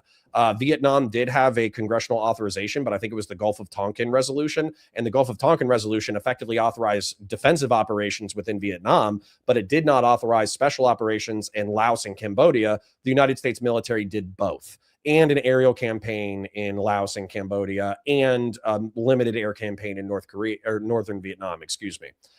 So once you get into the 19th century, you have the Banana Wars, you got the Native American Wars, you got the Barbary Pirate stuff, where oftentimes presidents are leaping first and then asking for permission later. And if you look at that 250 year history, I don't think that you can argue that Donald Trump can be impeached and removed from office for anything that other presidents haven't previously done. Now, that being said, if all of that's true, we move into the moral argument. And I understand that Vigilante is saying, like, hey, you shouldn't just be running around the world just like randomly killing people in your self-interest. Kind of fucked up to just like randomly murder people for oil or bananas or rubber, or weirdly enough, part of the reason why we took Hawaii was bat guano, bat shit. It was a really, really, really powerful fertilizer. And so part of the reason why we wanted Hawaii was because we wanted bat poop fertilizer. You can Google it. So the whole point is that, like, I understand it's fucked up, but it's also a game between civilizations. We had socialism in the 20th century represented by the Soviet Union and Maoist China. Now we have socialism represented largely by what I don't even remember the current guy's name. Pooh Bear's China, the state capitalist Pooh Bear China. Okay. Xi Jinping, I'm assuming. But we have that. And then we have Islamic theocracy represented by Saudi Arabia, which is an ally, and Iran, which is a rival or an enemy. We have Russia, which is kleptocratic oligarchy. And then we have Cuba, like you mentioned, and Venezuela, which are represented by pseudo-socialist countries that are authoritarian in nature. I am a neoconservative, which means that my philosophy is liberal hawkishness. I think mixed economy capitalism is based. I think republicanism and rule of law is based. I think that, liberal democracy, insofar as I think democracy is the worst form of government, except for all the other ones, and we do not have a better system yet. And so with that being said, if you give me the options of the United States is the world police, the United States does bully the shit out of kleptocratic oligarchies, it does bully the shit out of communist regimes, it bullies the shit out of Islamic theocracies, I'm good with it. And, I was a Marine, I was a Pogue, but I still served in the military overseas. I was a cop. I served my local community. I think that America is fucked up in a lot of ways, but it's still pretty much the best country on earth. Maybe we could have better, more robust social services. Maybe we could help out our poor people a little bit more. Maybe we could have better access to healthcare. Maybe we could have, reduced taxation for single individuals making less than $200,000. Maybe we could reduce taxation on families making under $200,000 and make the rich, quote unquote, pay their fair share a little bit more. But that's really it. Besides that, America and the Western world is based. So fuck Venezuela, fuck Maduro. Trump shouldn't be impeached, even though he's a huge douchebag, and I can't wait for him to get kicked out of office. End of rant. All right. Thank you for that closing statement. And with that, we are going to hand the mic over to Vigilante. And Vigilante, whenever you're ready for your closing statement, I will start the timer up with your voice. Yeah, so unless you totally believe that might always makes right, it's hard to argue that the situation is justified. Morally speaking, we would have to in that case, we'd have to argue the 1940s Germany was justified to take over the majority of Europe because they could, and they had the might to do so, just because we have the power to do regime changes in Latin America and the rest of the world, because they are in, it might be in our own interest, and we feel like it doesn't mean it's okay. We can throw out the bullshit goalposts of, oh, they're attacking us via immigration and drugs. Neither of us believe that. So there's not really a point outside of, I know a lot of people in chat probably believe that. That's why I'm bringing it back up. But unless you find proof to justify it, it remains that there is no real evidence that this is the case outside of Trump's word. The reality is we're just doing this to continue the regime change power grabs standard that we had back in the Cold War, and trying to bring it back. We're on the verge of doing it again with trying to invade Greenland for some reason, as we talked about a little bit. We're also bringing back the standard of, we can just go and arrest random civilians in other countries, as was briefly mentioned with the Scottish captain and first mate that the Trump government decided to go in and arrest, even though they were literally being prosecuted for the violation of the sanctions, because those sanctions were also something that the UK had on Venezuela, Iran, and Russia. I lost my train of thought. But yeah, I mean, and we could talk about the oil all day whenever chat decides to get up here. Just because we built their oil infrastructure does not make us taking back said oil infrastructure justified. It is their country. They are a sovereign nation. We cannot morally force them to do the things that we want them to do. We can justify negotiating with them and trying to strong arm them into liberalizing their system of governance, as we have done, as Counterpoints pointed out, that we've done that with other countries before, namely Saudi Arabia. Since we have proven to be able to do that with other dictatorial style countries, there is no reason to believe, other than our failures of the past of trying to do that with China, that this is not something that we could do again. And yeah, I'll see the rest of my time there. All right. Thank you for that closing statement. Oh, okay. Got to stop there. That right there will wrap up the closing statements. Again, great work from both debaters tonight.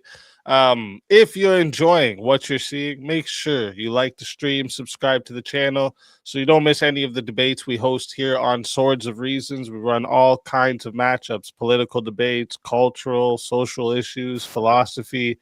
Literally anywhere there's a conversation worth clashing over, we bring it to the arena. And also, don't forget to subscribe to tonight's debaters as well. The links are in the description. Show them support for stepping in the arena and sharpening their arguments tonight. Before I start the timer for the chat Q&A, I like to ask a question or two to each debater based off things I heard, arguments maybe I want clarified, or something I think was passed over. And then once these questions are answered, we'll begin the official 30-minute Q&A. So I'll start with I'll have two questions for the affirmative. So the first part here, the first question, is if Trump's approach is justified as a defense, right? Should that same standard apply consistently to all like authoritarian governments, or is like Venezuela unique, and what would make that so? Yeah, it's no, that's a great question. So that's kind of like if Donald Trump thought that he could launch a military operation to bring Putin, like kidnap Putin from the, wherever he is, and then force Russia into a diplomatic scenario in reference to the Russian-Ukraine war, and then as a result save hundreds of thousands or millions of lives, should he have the ability to do so without authorization from Congress? And I think that's an interesting moral conundrum, because you're talking about like the exigency of hundreds of thousands of human lives that are being lost routinely in conflict versus Donald Trump risking the lives of 330 million Americans because Russia could retaliate with a nuclear strike. And so I kind of think that while I can make the historical argument that presidents have engaged in acts of war without Congress, I actually really would like it if the next administration passed a war powers resolution that was binding through legislation that explained their specific responsibilities of what a president can and can't do. Because they did that in like 1973 in Vietnam. I think they just passed another war powers resolution. But once again, like if Congress doesn't enforce it, then it doesn't fucking matter. And so, yeah, like I think the short answer to you is like, no, this law should not be always present for every regime, because I don't want the next Trump to get us all killed in nuclear hellfire off of a shit post. All right, fair. And did you have anything for that, Vigilante? No, I was showing the cat because he was being a menace and chat saw him. Oh, okay. All right. And so my next question for the affirmative is if the regime change was the goal here, what do we have any measurable outcomes so far that shows that Trump's approach worked better than say like what Vigilante was mentioning, like diplomatic engagement or non-interventions would have? No, we don't. So one of the things that was so wild about this is Trump basically kidnapping Maduro and then pretending that Venezuela was like the 51st, like, it was like a client state of the United States and was agreeing to all the economic conditions that we had set forth. All that happened was they gave us like 50 million barrels of oil, which I have to assume is piss in the ocean. And then also we hijacked a few of their tankers. But as far as like a open change to the structure of the Venezuelan government, or an improvement in the material condition of its citizens, or a military revolution that installs the opposition party in a temporary government pending new elections. No, we haven't had any major changes. And I think my problem with the Trump administration, as much as I might be justifying their military action, is that I don't think they have follow through. I think they're actually like dogs chasing cars. The symbols matter more than the outcomes. So as long as they could have a narrative of like, oh, well, Trump's strong, and when Democrats were pussies and they were letting people feed your kids fentanyl, Donald Trump stood strong and blew up the fentanyl boats in the Caribbean and took out Nicolas Maduro, a convicted drug trafficker. And so in that way, like the effects are not as important as the propaganda to the Trump regime. And I am worried about what Vigilante said, effectively, that I think Vigilante said that he's not as worried about Trump, but we would be more worried about a JD Vance presidency. Yes. And I think my whole humanitarian militarist shtick of let's like overthrow Venezuela so we can bring in mixed economy capitalism, republicanism, and liberal democracy. I think JD Vance and Peter Thiel and his ilk are the kind of like vampiric sociopaths that profited off of the war in Iraq and the war in Afghanistan. So I would like 100%. Like even if I thought that overthrowing the Venezuelan government was appropriate, I would be absolutely fucking terrified for the Venezuelan people of what their future would look like under a Vance presidency. Yeah. I will add that one more positive thing that we got out of this is they did actually release a fuckload of American political prisoners, which is another minor positive that we did get out of this. All right. So then my questions here for your side, Vigilante. So the first one would be like, given Venezuela's alliances with like Russia, China, Iran, how would a softer approach avoid increasing their influence in the region? Well, because they only have a soft alliance with those countries, specifically because the U.S. has pushed them towards that. Like when their socialist government was established, they had no problem with continuing to work with American interests. They just set specific terms in order to do it, specifically like with drilling oil. And some of our oil companies, specifically Chevron is the one that I know off the top of my head, we're still willing to work with that. And we could have continued that influence in their country, and we could easily regain that. We could have easily regained that interest in their country with just lifting the sanctions and setting a little bit of our own terms in order to lift those sanctions. I mean, it's not like it's not like Venezuela's part of the BRICS alliance, because they're not. They're like soft BRICS associated, but At the same time, the only reason they're soft bricks associated is because we've pushed them to that being their only option. All right. Did you have anything for that counterpoint? I would cite what I said earlier in reference to China. The fear of normalization of relationships with the socialist regime is that they basically divert back to state capitalism, which I think that fascism is political corporatism, basically treating the nation state, nation, people, state government, treating it like a human body, and then using flexible authoritarianism to maintain power. I would actually argue that the Chinese government shares a lot structurally in common with like Nazi Germany of the early 20th century.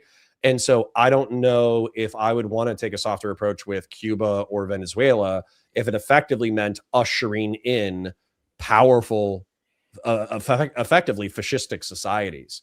And yeah, I think there's a real danger there, as evidenced by what's happened with China in the past 50 years. I mean, my big problem with that though is like the reason that happened is because of the liberalization of the economy. Without the liberalization of their government, we could easily push for both. And like you even talked about it earlier when we were talking about Saudi Arabia, like we've slowly pushed them towards liberalizing their government as well. Yeah, I mean, I guess I'm just scared. Okay, the hoes are scared, and I am the hose. Okay, and I'm worried about right now. Effectively, I feel like America has a really powerful position on the world stage. I think it's a house of cards, and a stiff wind could blow it over, and then we're all fucked. But I think that's politics in general. So, you know, I think you make hay while the sun shines, and I think if we had our ideological enemies on the ropes, I don't know why you give your ideological enemies breathing space. I mean, I could get into more of like why China ended up the way that it is, and I probably could have done it earlier. I was just trying to avoid getting into the deeper communist theory because I think you understand it to a point, and like I have a good idea of like why they're state capitalist. Because like I mean, you understand that like state capitalism is like literally the first stage of the transitional phases of communism.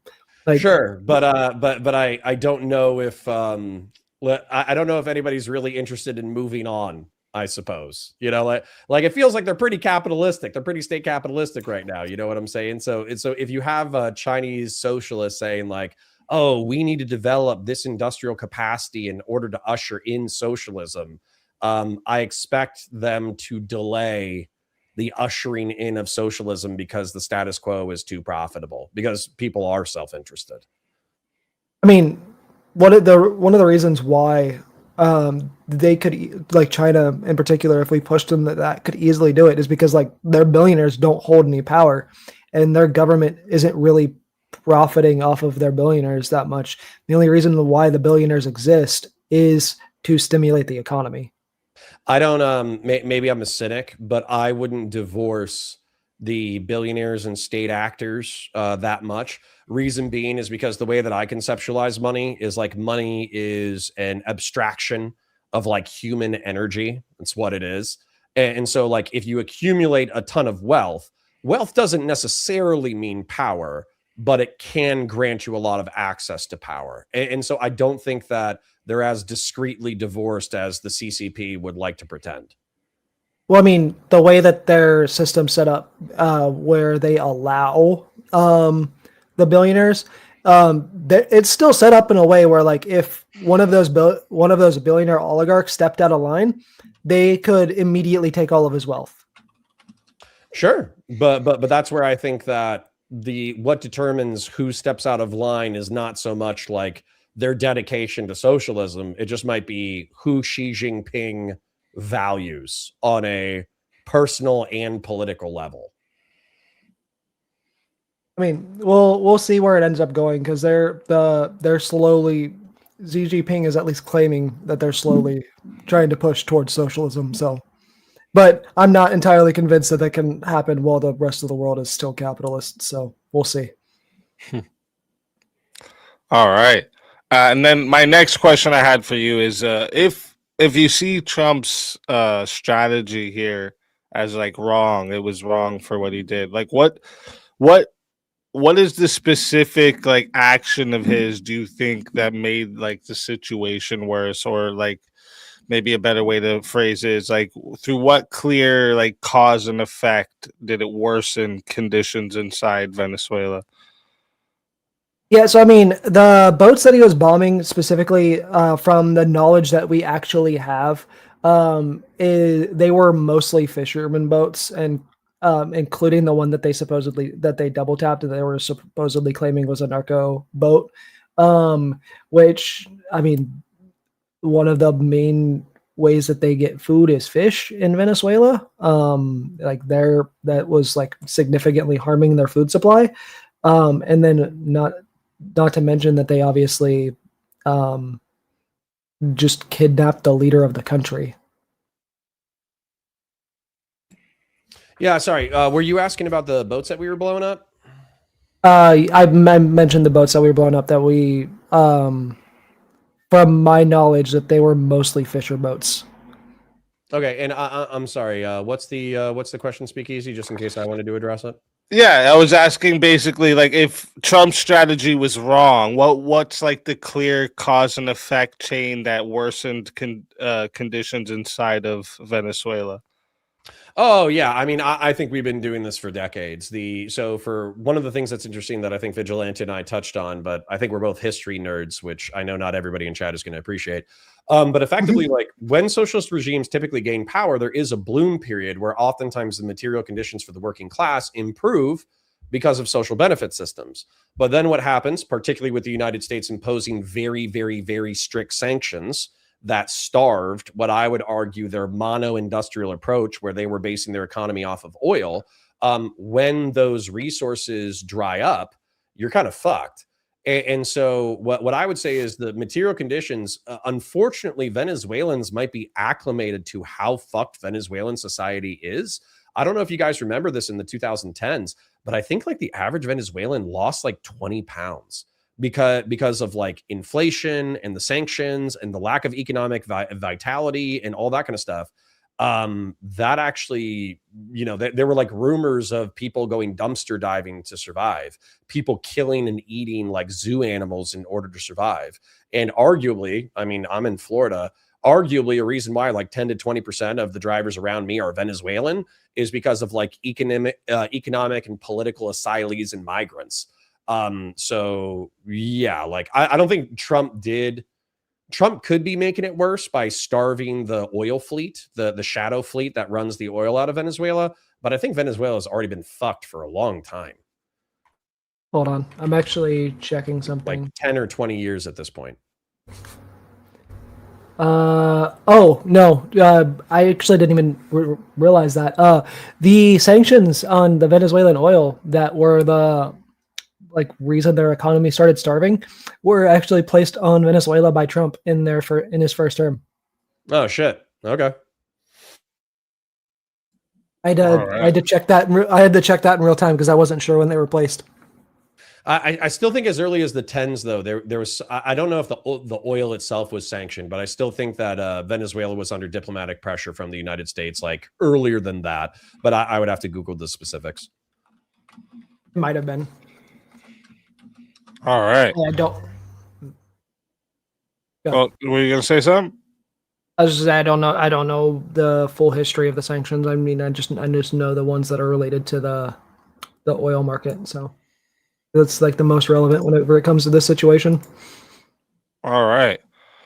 And then so we're gonna move into the Q&A, but the I don't think it's a something on my end. I'm pretty sure there's not one question in the Q&A here. We're so thorough. We're so thorough. Vigilante and I are so articulate and so thorough that every single one of your audience members understands everything that we articulated, and as a result, they don't have any questions because we are such perfect communicators. That's it. That is exactly that's the only logical solution here.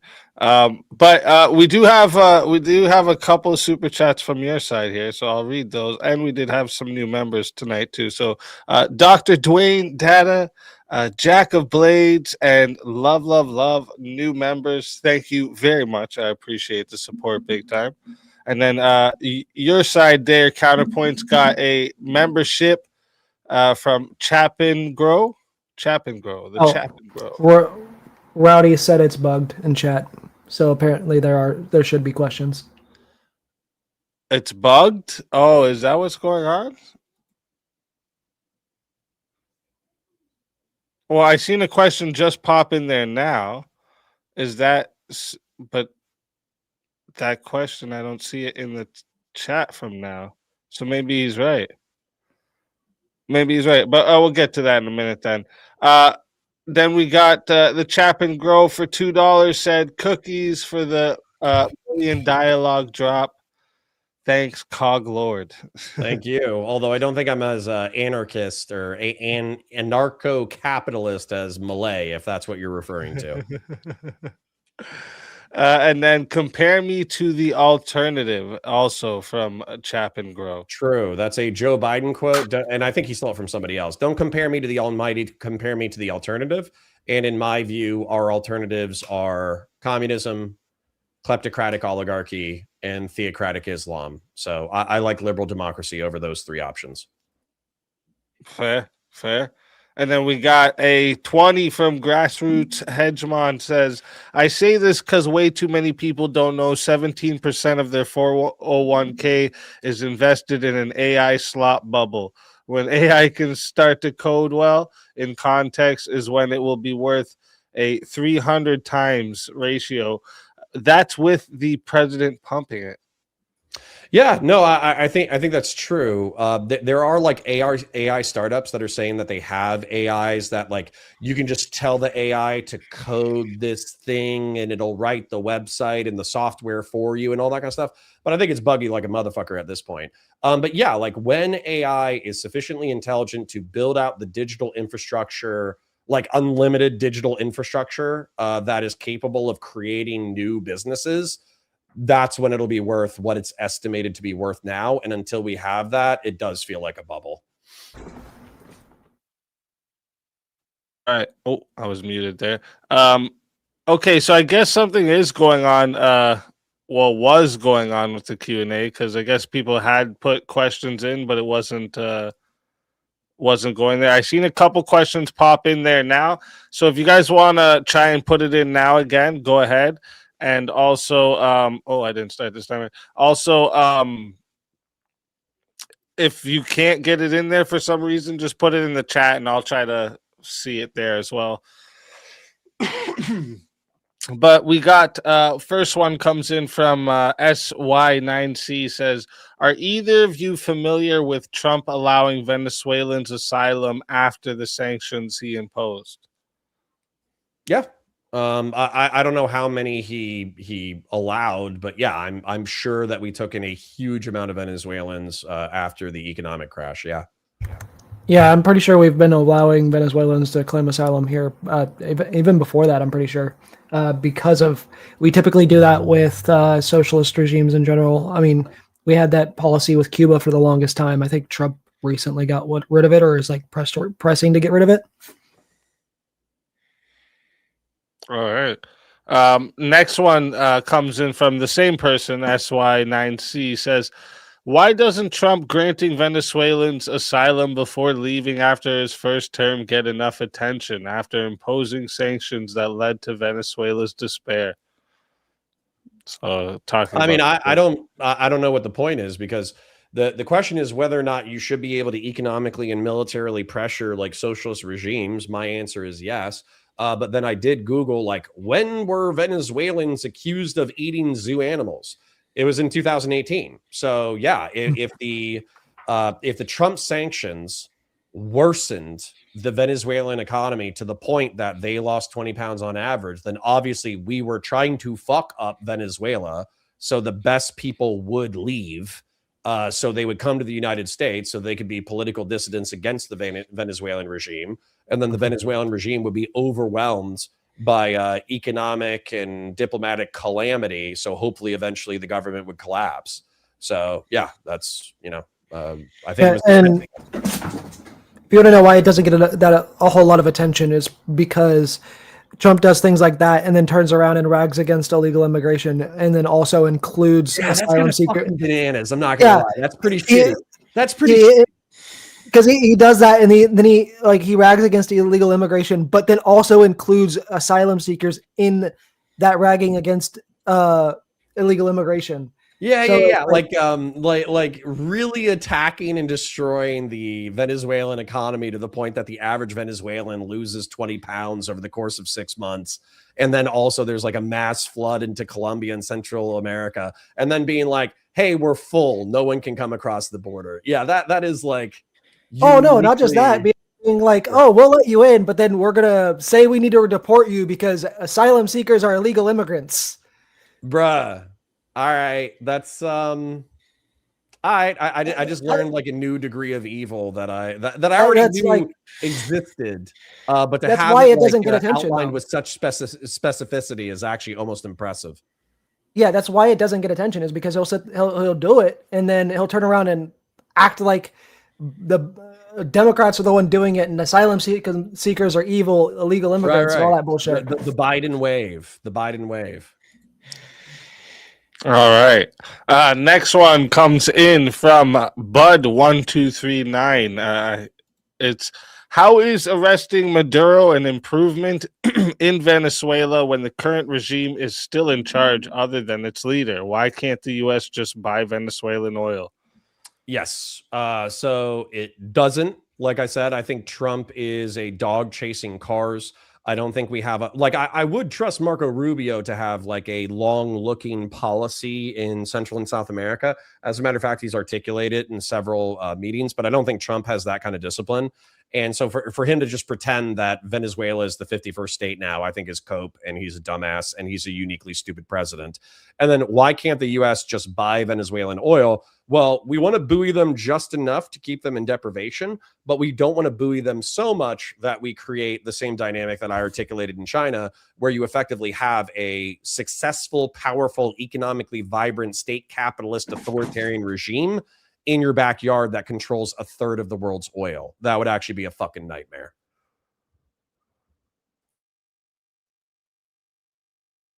All right. Next one is from Unapologetic Preacher, Rev Russ. It says here, well, that's weird. It's not letting me highlight this one. Unapologetic Preacher says, Maduro publicly stated, come and get me. President Trump said, bet, and sent him the Uber Black Ops. So how is it kidnapping if Maduro publicly consented? Yeah, I don't, I think that was one of those no balls thing. I don't think that was actually like him like being, oh no, dog, I want to get picked up. I did hear that as a conspiracy theory though.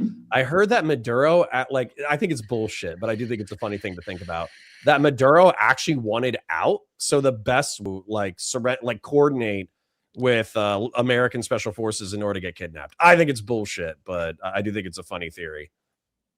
That is a funny theory. Yeah, that's. Rowdy Gowdy said I seen it there, so I clicked the highlight. Link won't let me click to the ask something button, but question one was, what is a war crime? So specifically in the context of like what we're talking about, the war crimes that were committed by under the order of Pete Hegseth, is specifically the one of not killing non-combatants, combined with even if you qualify them as combatants, like you can qualify, like actually prove that they were narcos who Trump has declared are terrorists. Once the boat was shipwrecked, that second strike is what makes it a war crime, because at that point they were no longer combatants. And yeah, Connor, correct me on where I fucked up there if I did. The meme position is, it's when you're not having a good time. But So, but the point is that, like, no, there's actual war crimes, blowing up civilians intentionally, blowing up targets that have no military value, blowing up like religious, intentionally targeting religious buildings for destruction that don't have military value, hospitals, all that kind of stuff. It's effectively like what happened was in the early 20th century, World War I and World War II were so horrific, and the aerial campaigns, the bombing campaigns, the targeting of civilians, the mass slaughter of civilians along ethno-religious lines was so horrific that like the modernized world said, hey, this shit was so fucked up. How can we minimize the horrors of war? And then they codified that in the Geneva Conventions and a series of other documents. And there's things that are like like rape is prohibited. There's no military purpose to rape. It's prohibited. It's a war crime. Whereas if you looked at the way that the military conducted itself prior to the 20th century, rape was a common thing that happened during the sacks of cities, and it was even carried out intentionally by the Japanese during the assault on Nanking. So, and it was systematized. Basically, what happened was the Japanese defeated the Chinese, and the Japanese general said, "Go have fun for the next like week. Do whatever you want. Rape people, murder people. Who gives a fuck? Like you took the city. Fuck them." And some really horrific shit happened after that. Whereas now, the United States, in particular, if you mass slaughter civilians outside of the rules of war, if you commit a rape, you will be incarcerated by our own legal system. Sometimes. And then there's some of the Geneva checklist basics, like if somebody's surrendering, you can't shoot them, you can't throw food over to enemy trenches and then throw grenades and blah blah blah. There's a fuckload of war crimes, buddy. Yeah, that's that's one of the things I bring up about because like a lot of people around here like to shit on the fact that I'm from Canada, and I like to remind them about during the World Wars how vicious Canadians were. You know, they were really really mean fucks, right? Like there was the saying in war that you were to keep the prisoner. I forget what the saying was, but it was about keeping the prisoners of war. But they didn't take that as an exception because they were really jaded about being the first that were gassed. And there was like, I forget how many hundreds of Canadians killed in that first like the mustard gas drop, or by where was it? I forget where it was dropped, but yeah, there was a bunch of Canadian soldiers that got killed, and they went for revenge. And like the food thing, that was a common thing they would do, is to try and like act like that's why I brought up cool with each other. The following Christmas, because Americans celebrated with them the year before, so the following year they thought that it was going to be the same thing, so they did the same signals to get the people to come so they could shoot them. It was bad. That's why I brought up those two examples, because those are the ones that Canada did. Well, Canadians and Australians also have like vicious reputations, and then same thing with the English during World War I. So the English are actually like pretty fucking smart. Like they're actually known for like centuries or millennia of warfare of having innovations. So for instance, like English longbowmen were pretty famous during, I think, the 100 Years' War, and so it was viewed as like almost like a technology that was cheating, because the range was so long on a bow that like it was considered like dishonorable to shoot knights full of arrows before they even got into melee combat. And then also with the English, something that they did that was dishonorable, but I think is funny as fuck, is so trench warfare is a pain in the ass, right? You got like two trenches, you got 25 yards, 50 yards, 100 yards of open land, charging across it. You're charging into machine gun fire. You're getting artillery shelled. You're getting bombed with gas or whatever. Well, the English were like, well, fuck this. This is a pain in the ass. So what they did is they tunneled towards the German lines. They got to just within reach of the German lines, filled the end of the tunnel with explosives, detonated the end of the tunnel. That way it ripped apart a second section of the German lines, and then charged across that specific area of the trench line so they could fill it and then spread out. And if you ask Is me, it- that's not cheating. That's just fucking smart. So, English are also vicious. Vicious. See you next Tuesdays. Which country is it that is it the reason why flamethrowers are considered a war crime? Because I remember they're considered a war crime, but I don't remember which I country would not is the be reason for that. surprised if it was the United States. The United States got in a little bit of trouble, not real trouble, but people were criticizing the United States. Number one, for slam fire shotguns in World War I. They had the 1917 Winchester shotgun, where if you hold the trigger and you move the pump, it keeps shooting. And so the Germans wanted to declare that an unfair part of trench warfare.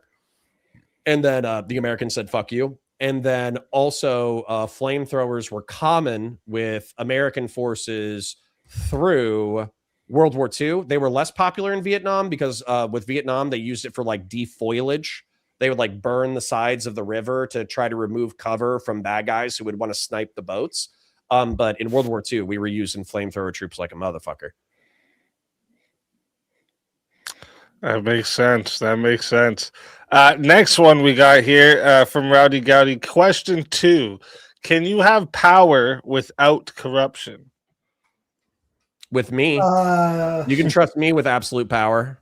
Don't worry. I will use it exclusively to the benefit of others. I will not use it to benefit myself. Don't worry about it. I do not believe that you can have power without corruption. That's just why I'm not a full communist or socialist anymore. So Power checks power. You should never trust even the most like virtuous and valiant person to be without some degree of corruption, which is why you should have power that checks power. That's why I don't like the remember. Republican system. I don't remember where the quote's from, but absolute power corrupts absolutely. Yeah. Well, and sorry, the reason why I'm not enjoying the Trump administration. I'm not enjoying it. But I do think that it is a good reminder that we actually have okay checks and balances in our system. That if we were in a truly authoritarian dystopian society, then AI and Palantir already would have hooked up the software, and anybody criticizing Donald Trump for the Epstein files would have already been like incarcerated and executed, and then people would stop talking about it because they knew that it would get them killed. Whereas we live in a society where I can go on fucking Twitter and I can call the president a fucking pedophile and nobody does shit about it. It's great. I love living in a free society.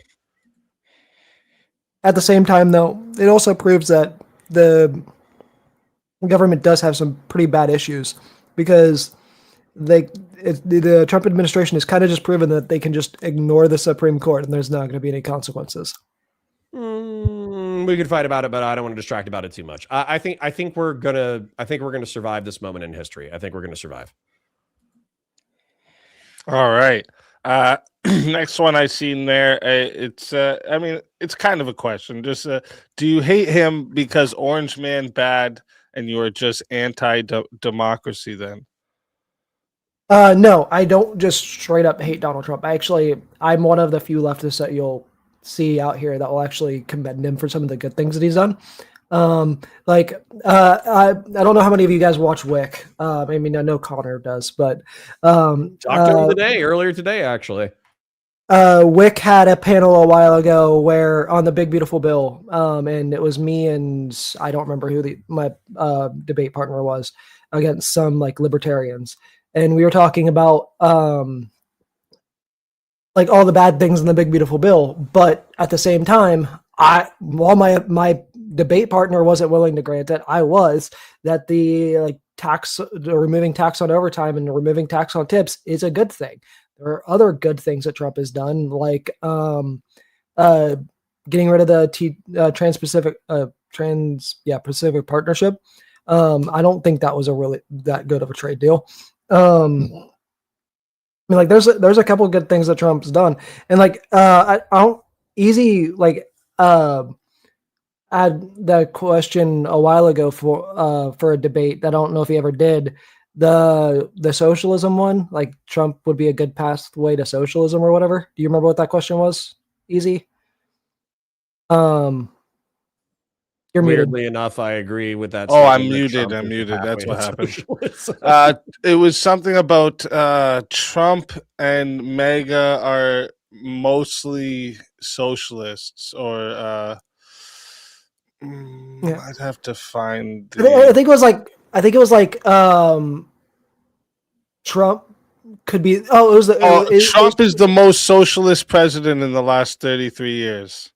Yeah, and my True. yeah, and my answer to easy on that was, while I think he does have the potential to be that because of some of the things that he has said, I don't think in his actions he is currently that, because he'll promise a bunch of things that are like heavily socialist. Like the great example is like the with the tariffs, like promising us $2,000 checks, which is literally just UBI rebranded.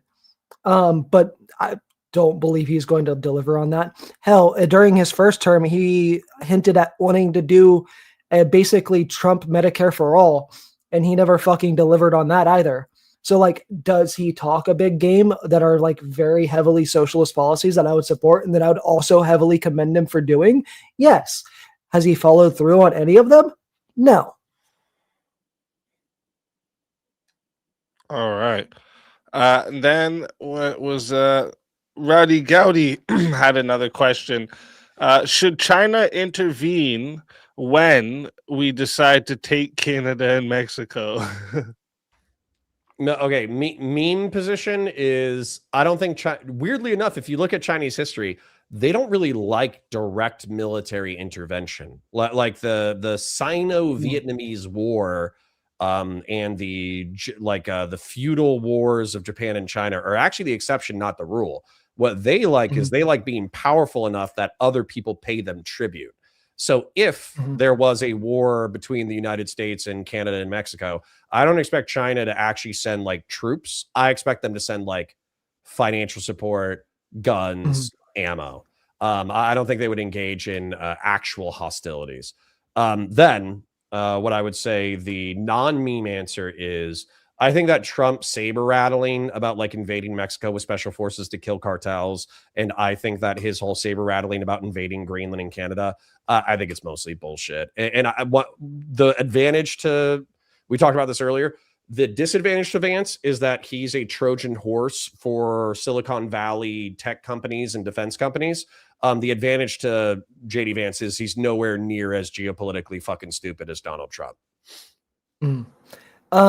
With that, I also like, you also got to look at the history of China with like geopolitics, because when Russia invaded Ukraine, that almost destroyed the BRICS alliance. China really does not like aggressive geopolitics.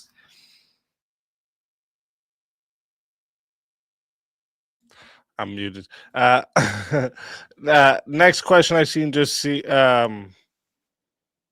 seen come in is but are you anti-democracy? Do you hate that we voted for him, and do you understand we voted for a safe border, number one? Kamala would not have gave us that, clearly. I'm not anti-democracy. No, I used to be a full like communist. I used to believe in proletarian democracy and all that shit. I now support more of like multi-party democracy. I'm not a fan of America's democracy because it's a two-party system, and I think the two-party system is fucking retarded. But I do generally support democracy.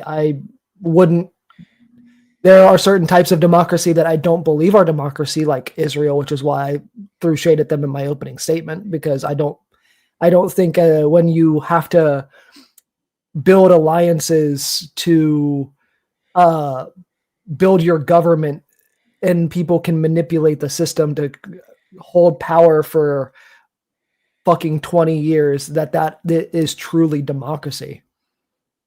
Yeah, I don't like democracy. So, well, I'll quote Churchill again. Democracy is the worst form of government except for all the other ones. I think the average person is a dumb fuck. I think the average person doesn't know shit. I was kind of joking about like when we had questions or whatever, like there's no questions because we perfectly articulated it. I think it's the opposite. I honestly think that probably 70% of people checked the fuck out because they had no idea what the fuck we were talking about. but realistically, this was like the most like sane and comprehensive geopolitical conversation that I've had in months. with like the history of the 20th century and the 21st century considered. But I don't expect Connor, the average person to research all that shit. you got to realize I'm used to having these conversations with Tiberius D and Samantha. Which, by the way, Tiberius D and Samantha Banana know enough to throw some elbows. So, like, you know, they know enough to be dangerous. Yeah. Like those are the people that I'm used to having like these level of conversations with. That's like why I was like, when we were supposed to have this a week or so ago, I was like really excited because I was like, Connor, somebody fucking that I could actually agree with on most stuff, and like I know is going to be a good conversation. Yeah. So it's tough though, because I think I know what Vigilante Talk is talking about. I think Vigilante knows what I'm talking about, but I think in order to know what we're talking about collectively, you actually would have had to bust open a history book on half a dozen countries to understand it coherently. And read a decent amount of theory. Yeah. So since we have 7 minutes there and I don't see any more questions at the moment, I have a question that'd be good for both of you. It's what outcome, I just thought about it, what outcome would you have to see in Venezuela and say like the next 5 years? What outcome would you have to see in Venezuela that you would say your side was right tonight? And also, what would you have to see to say your side is wrong? And whoever wants to answer first can. Yeah, I would say. Well, sorry. Go ahead if you want to go first. I was gonna say, as far as like as to being right, I mean, it basically just turning into another one of America's banana republics. As far as being wrong, I mean, I would say it like the general quality of life of Venezuelan citizens improving, yeah,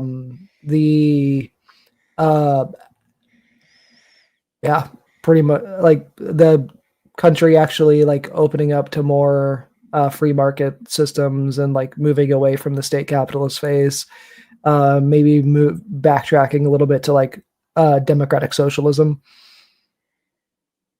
Yeah, my thing, what I think would validate my perspective would be, and by the way, I don't think the Trump administration has the discipline to do this. I think a Democratic administration is probably not interested in this project, so they're not going to support it. And I think that a JD Vance version of this would be like sociopathic. So I'm actually kind of worried about the fate of Venezuela for the next 5 to 10 years. But let's just say that there's an ideal here. The ideal would be the United States continues economic pressure on Venezuela by attacking the shadow fleet and impounding the shadow fleet. This forces diplomatic and economic pressure on the Venezuelan government. The Venezuelan government agrees to new elections in a power sharing agreement with the opposition party. They actually usher in a truly representative, like democratic republic in their shit. And then they go back to mixed economy capitalism. And it's not that like, I don't think that the poor should get food. The poor should have housing. The poor should have education. Like they should have those things. But the problem with the decommodification of basic human need, where food, water, and shelter is provided, is oftentimes I think that removes the incentive for people to be economically productive. And then the reason why people owning the means of production is dumb to me is not because people having a stake in their work is dumb. That's actually brilliant. What's dumb is using the state as the vehicle that owns the economy, and you defer your ownership of the economy through the state. And then you basically just create like a new authoritarian police state shithole nightmare. And so I feel like you would like my version of market socialism. Well, right. But your version of market socialism, I think requires, I'm being a dick because I haven't heard about it yet. I think it probably requires Tito, right? Everybody liked Tito in the former Yugoslavia, and Tito was a benevolent dictator. He would still fucking kill you. He would still torture you. He would still pull your fingernails off with pliers, but he genuinely cared about the Bosniaks, the Serbs, and the Croats. He told the Soviet Union to fuck off, and he implemented a market socialist model that actually benefited the average person. And so he's thought of as a hero in the former Yugoslavia. But when he died, nobody had the discipline to follow up his vision because he was a benevolent dictator. And that's where the former Yugoslavia fell apart. So for me, even if you have this like totally benevolent model, if you don't have the force to follow up with it, you're fucked. I mean, my model would basically be democratic socialism, but on top of that, requiring all businesses to be co-ops. Well, right, but then I think in order to get that, where you don't just have like rampaging capitalist anti-communist guerrilla fighters blowing shit up and the economy imploding due to mismanagement, you would need a benevolent dictator. Possible. All right. Oh. Oh, okay. I thought you were gonna say something. We got 2 minutes left. Do you guys think the United States has a moral responsibility to intervene when there's a foreign government that is harming its own people? When it can. When it can. I would say if we actually held a consistent standard of doing that, yes. But we don't consider it. We don't hold a consistent standard to that. So no. So, Because we like, don't by consistent standard, just so I'm clear, you're saying like if we did it everywhere, yes, but if we're not Yeah. going to do it everywhere, no. But Well- I don't agree with this. So for instance, like the former Yugoslavia fell into civil war, and the Serbs were like massacring the Croats and specifically the Muslim Bosniaks, and they were like killing. They were doing like mass slaughter on a scale comparable to World War II, and without authorization from Congress, Bill Clinton did a military intervention that effectively stopped like the ethnocide. And so I wouldn't want to sit on my moral laurels and say, oh well, we didn't intervene in the Rwandan genocide, so we can't intervene here. Like, even if there was a level of self-service that like we wanted to stabilize the former Yugoslavia into new states that then give us a backdoor into Russia, I wouldn't even care if it was self-interested. That's totally fine. Same thing with Ukraine. Well- I think we're self-interested in Ukraine. I think supporting Ukraine is the right thing to do.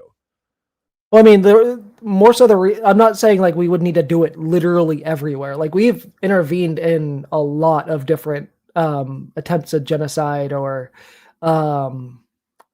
oppressive states. Like you mentioned Assad earlier, he's a great example of it. But at the same time, we also back like Saudi Arabia, which we also talked about. We also back Israel, who's, even if you don't believe that they're doing ethnic cleansing, they've done a fuckload of war crimes. Like, we don't have even remotely close to a morally consistent standard when it comes to doing regime change, where we literally back people who, if they were our enemies, we would be regime changing. Right, but I hate to say it so cynically, but it's actually true. If you want to get away with like war crimes or ethnic cleansing, there's two ways to do it. One is to have a shitload of oil. The second one, and be our friends. You have to be our friends. Like, you have to have a shitload of oil, Yeah. and you have to be our friend. You can't just have a shitload of oil. And then number two is have nukes. And if you have nukes, we'll leave you the fuck alone. And if you have a shitload of oil and you're our friend, we'll let you have like a few genocides as a treat. All right. Well, that right there wraps up our Q&A for tonight. Thank you to everyone in the live chat that did participate, and thank you for the engagement and the support. Seriously, it's what allows us to keep bringing these debates and the whole Swords of Reason experience week after week. So thank you very much. I appreciate every single one of you. And of course, a huge thank you to our debaters tonight for stepping into the arena and sharpening their ideas in front of all of us. Before we move on real quick, let me check. Are either of you planning to hang out for the open panel tonight? So Smirking Tyrant, I saw them in chat. They might be being sarcastic. They might like come on to the open panel and then scream the N-word and then like run away or whatever. But they said, I'm a huge Counterpoints fan. I hope he stays for the open panel. So I'm tired as hell.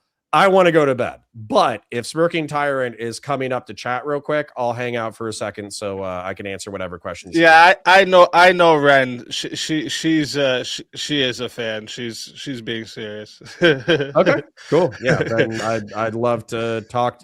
I'd love to talk to whoever wants to talk to me before I dip out. But then straight up, like, the morning shift and then the evening shift. Yeah, flipping for back and sure. forth. It's fucking with my brain, and I need some sleep. Yeah, no worries. You can leave whenever you want. So it's it's you can Oh. stay for 10 minutes if you wanted. It's no problem. Perfect. And are you staying vigilante too? I'll stay for a little bit. All right. I'll probably go to bed around like midnight or 1, depending. Okay, yeah. I didn't plan to do too long of an after panel tonight anyway, so perfect. So what's happening next, guys, is we're gonna roll the debate outro song and video. It runs for about 4 minutes. It's perfect time for everyone to hit the washroom, grab a drink, stretch your legs, do whatever you need to before the Chaos and Chill open panel begins. During the outro, I'm going to drop the link in the chat for anyone who wants to join the open panel, test your ideas, continue the conversation. Anyone is welcome to hop in. Just come ready to think and debate. And if you're going to try to come and, just troll or bring personal dramas or anything like this, you're just going to get muted and most likely booted. So while you're ahead with this idea, quit. Before we run the outro, one last reminder, make sure you subscribe to both the debaters. Their links are in the description. And if you're enjoying these debates, hit subscribe to the Speakeazy channel as well, so you don't miss any upcoming Swords of Reason battles, Mondays, Tuesdays, and Wednesdays. This is where logic meets passion. All right, let's roll the outro, and I will see you all in a few minutes for the Chaos and Chill.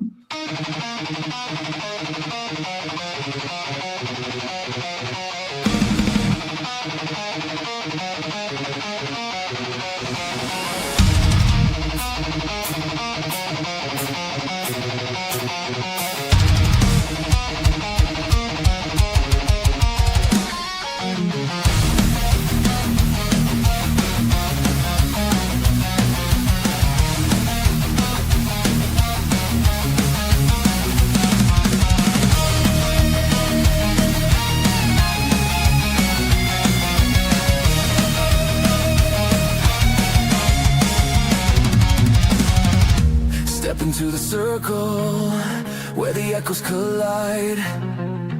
Truth through the static, no place to hide.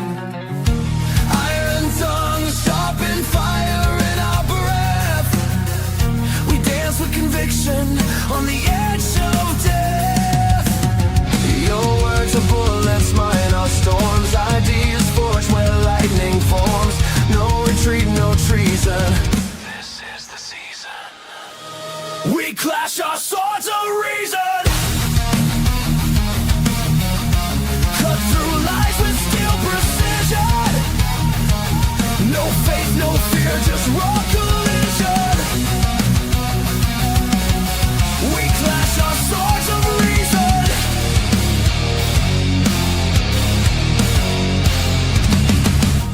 Facts burn brighter than a prophet's flame. Egos crumble, but the truth remains. Every scar, a mark of thought's crusade. In the battlefield of minds we've made. Speak your truth, but bear the cost. Every claim can still get lost in the war of voice and vision. Feel the friction. We clash our swords of reason. No silence left for indecision. Ideas break with loud precision. We clash our swords of reason.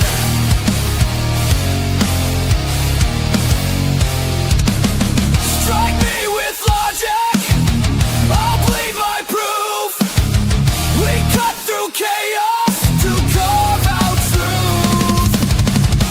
Let the sparks fly, let the echo scream.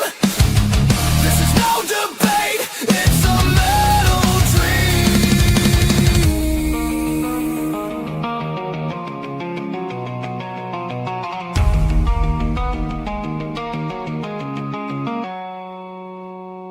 We clash our swords of reason. In the storm of thought's collision.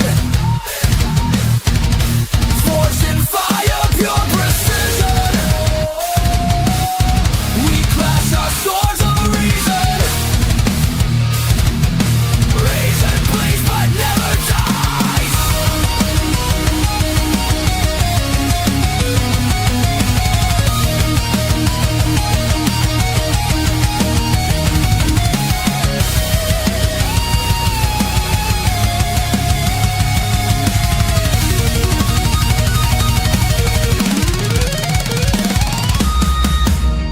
surrender, no retreat. In the war of words, we find a beat. Swords of reason.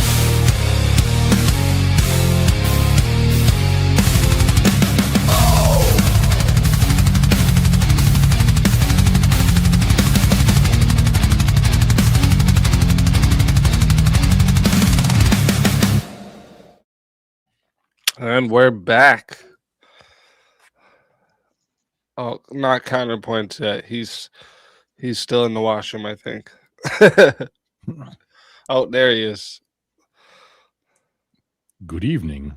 Good evening, Grumple, Ren. Oh, we got Teriak here too. Welcome, welcome. Sorry, evening, gentlemen. my dog's outside, so I just have to keep an ear out for that. So I'm gonna have to go grab him in a second. No worries, no worries. Oh, I think Hey. Ren's Grumple, been a while. back up Me here. and Connor, both y'all. It's been a hot minute. Sup? Actually, I hear him scratching now. I'll be right back. Yeah, no worries, no worries. Yeah, how you been, Grumple? No, Been a living while. a dream, you know. Yeah. Living the dream. Well, a dream. You know, it's always A dream. dream. Not always the dream. It's always a dream. Somebody's dream. mean, huh? Yeah. With you for sure. You can barely tell whenever you're fully conscious. Yeah, I'm like in a lucid state all the time, I guess. Is that what you mean? Yeah. Yeah. That's okay. That's okay. That's funny. Ren, I don't know what happened. It says device is not connected, so it puts you down to the back there.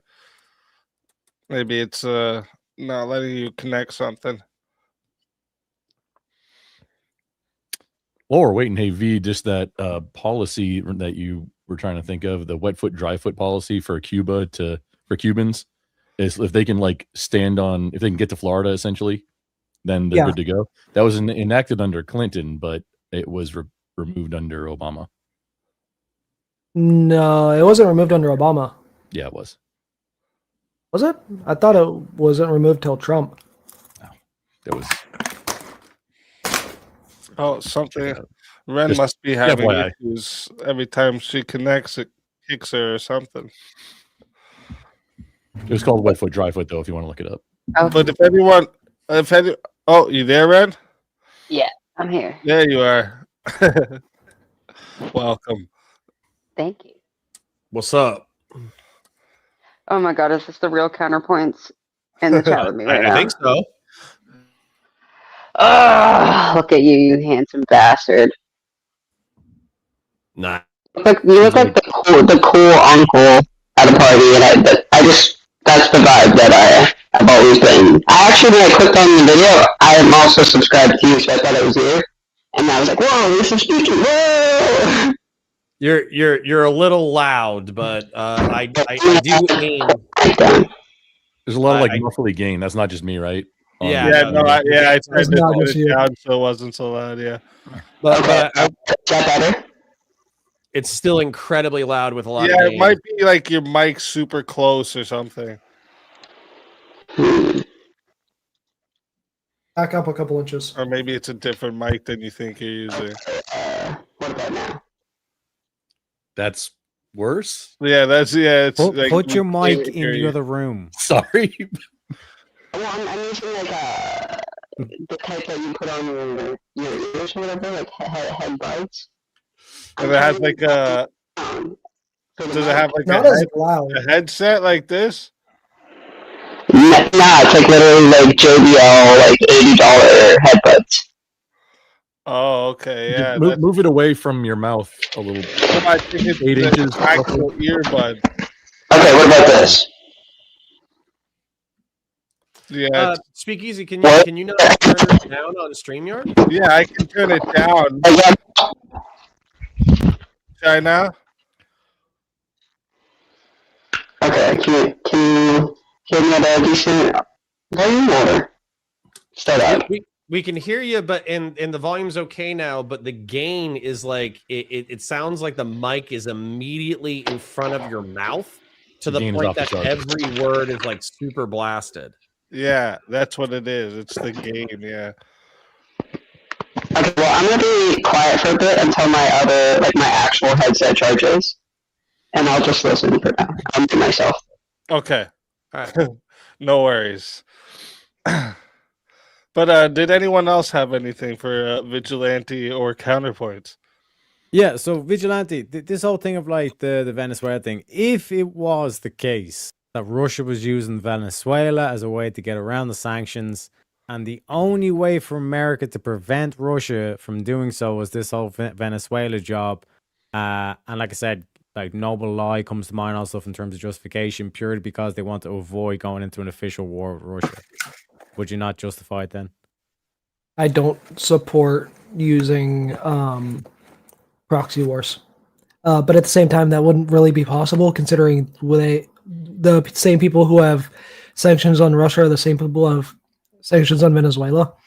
The people that were helping them get around the sanctions weren't Venezuelans. They were just random people from around the world. Like specifically, like the ones that I brought up that were arrested in Scotland, those were UK citizens. Yeah, but my point is that it's like if this was the only way to prevent like going into an official war with Russia, would you not say that it was justified then? I mean, maybe at that point, like if it was like we had to go into do this with Venezuela to prevent war from Russia, and that was the only possible way to prevent war with Russia, then maybe. Would it not be definitely?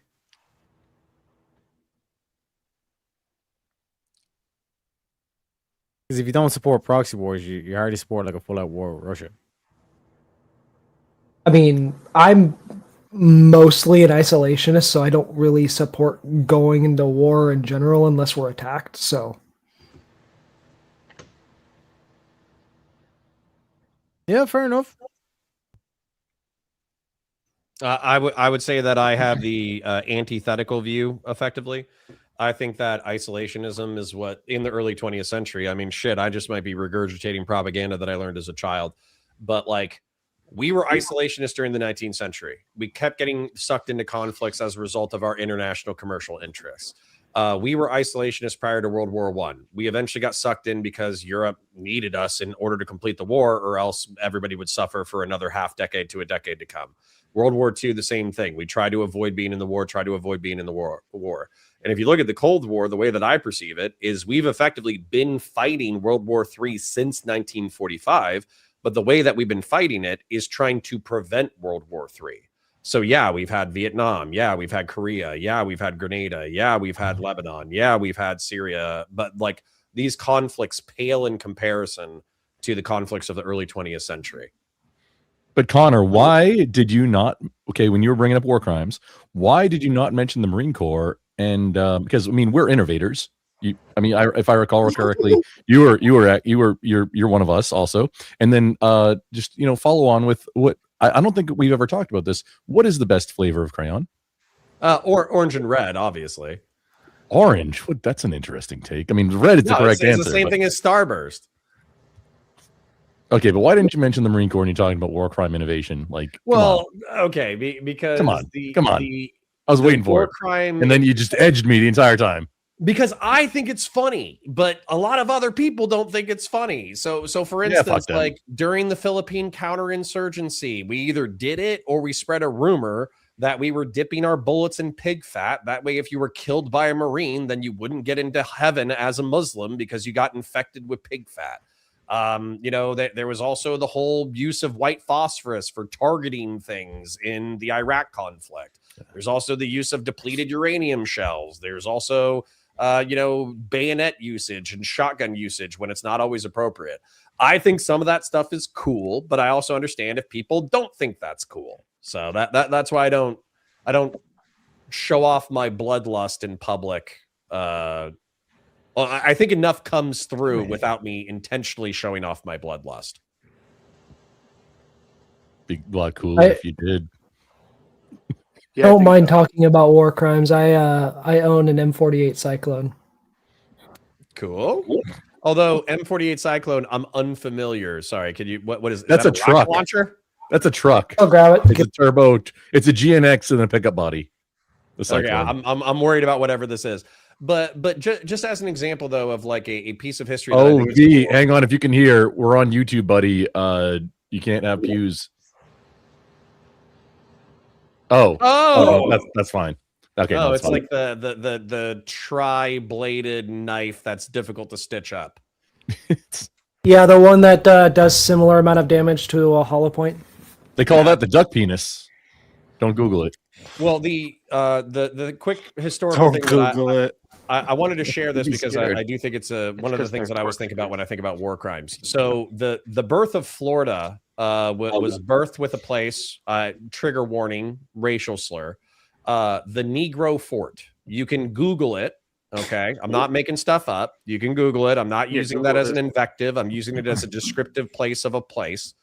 And that fort was it was a redoubt for Seminole and escaped slaves from Georgia. So Creek Indians escaped into Florida. They actually formed the Seminole, and then escaped slaves joined the Seminole, and they occupied this abandoned fort. Well, the way that Floridian history started was that an American gunboat was patrolling and went up to this fort. The fort shot at them. Well, they fired back at the fort with a hot shot cannonball. I didn't even know this was a thing until I read the story. A hot shot cannonball is a cannonball that you intentionally put in the furnace of your ship in order to heat it before you shoot it. And they shot it at the fort and they hit the gunpowder reserve and they detonated the entire fort and killed like 200 people instantaneously with a single. That's just effective use of what you got. I mean, well, that's not a war crime. That's well, just there were a few civilians good. inside the fort, but the point is that like the collateral, you know, it's an interesting war crime to kick off Floridian. That's not a war crime. Not a war crime. It's a little war crime. Is that on the list? Hot shot cannonballs in the middle of a. It was quite a while ago. If it were a war crime, I'm sure it would be on the checklist by now. That's utilizing good aiming and one That's just thing to take out a lot of stuff. that's problem solving and improvising. That's you know, that's I agree. That's getting it done. They didn't know. They didn't hit it. They didn't fire it thinking, okay, we're going to commit a war crime. They fired it to do a job, and it did spectacularly well. Well, they did. I did say earlier that it's not a war crime if you're having a good time, which of course is something that I learned in the Marine Corps. It's not a war crime the first time either. Hey, wait, did Luke do a war crime when he shot those photon torpedoes into the Death Star? Yeah. Okay, that was exploiting weakness. Is that a war crime? Those civilian contractors knew what they were getting into when they were making the Death Star. Yeah, but you said that too, like China. Unintentional genocide? They would give them. It's not even a genocide. They're all imperial. They're all imperial citizens. It's not even. It was that a many joke. people. Got a $20 from Grid One Motorsports. Said, "Have some wealth, speak." Thank you for the $20 super chat, Grid One. Points. I do have to. Thank you very much. How do you define genocide? I mean, just because they're imperials doesn't mean they didn't get genocided. It's just the bad guys, so they deserved it, right? But it still happened. Well, hold on. So, you know, I don't really appeal to like the UN definition on genocide, but I do try to like allude to it. So it's like trying to destroy a people in whole or in part by X, and then they have like 10 points about it or whatever about how you do it. Yeah. For me though, like imperial philosophy is actually, it is just like fascism. And I don't say that like No, like literally, like before Disney, I mean, they were all white men. I mean, in the Imperials, like it's Disney that was like, yeah, there's a black. I don't even think Finn was an Imperial for a while. So I mean, they also there were women. There were women imps, particularly in the Disney series. There were women Imperials. I do want to be clear. George Lucas did have a few black actors playing stormtroopers. They just never took off their helmets. Wasn't the empire more like Xerxes or Rome, where like, hey, you're now us, pay tribute, or I mean, if you don't agree, then we It was, but it Well, was sometimes. Kinda like ultimately a that? human supremacist organization. So if you Yeah, actually white supremacy is like a huge part of it. It's like one of the first things they did was get rid of like all of the diverse aliens in the like bureaucracy type system, and like yeah, I mean Palpatine literally butchered all of the separatists that were his allies. yeah. Yeah, because they're aliens. He's just whatever. They're not humans. But yeah, no, the imperialist army wasn't white nationalist, but it was human nationalist. They were Okay. all white armor though. So Yeah, you know what? That's what I was right. I was talking about the armor. I'm not gonna stay on here very long. I have two things to say, really quick. Firstly, your cat was cracking me up. That was He wouldn't. and climbing all over everything. That was great. Keep the cat. The cat was fabulous. That was funny. I was laughing. I appreciated that. And Speak, I want to tell you something really quick, and then I'm going to jump off, guys, to make room for other people. The other day, and I spoke to my son about this, who is very devoutly religious. He's an Orthodox. And I was up with about 8 men on your thing, Speak, and they were all discussing really in-depth religious subjects. And I am nowhere near that capacity. And so I backed out. And it was because that is a place for men that, and I'm sorry, I don't care what women think. That is not a place for women. And that's why there shouldn't be women preaching the gospel unless it's in their own home to their own children. But I backed out because I was so far out of my league. I couldn't even comprehend what you guys were saying. And Speak, I wanted to tell you that I was talking to my son this morning because I felt so bad about taking up your time. And I realized that all I need to know is my level of knowledge in the biblical stuff. I know I'm off topic, but the main stuff, like what you guys were talking about, those meetings and the Nicaea, I don't need to know about any of that. You know what, I just need to know what my level.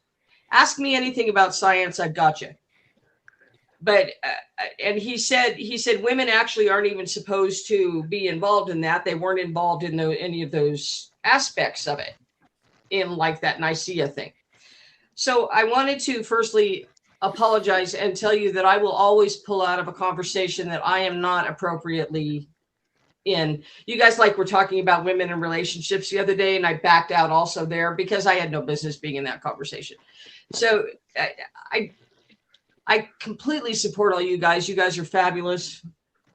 And thank you for having me on Speak, and I will continue to watch. I'm going to back out right now. I have to take my meds. But I wanted to say that I felt so guilty about even having my face on there, and I had no business being there at all. Oh, you don't gotta apologize. You're okay. But no, it's true though. And I will always, if I jump out really quick, and that's why. It's because there are places where men and only men should be talking.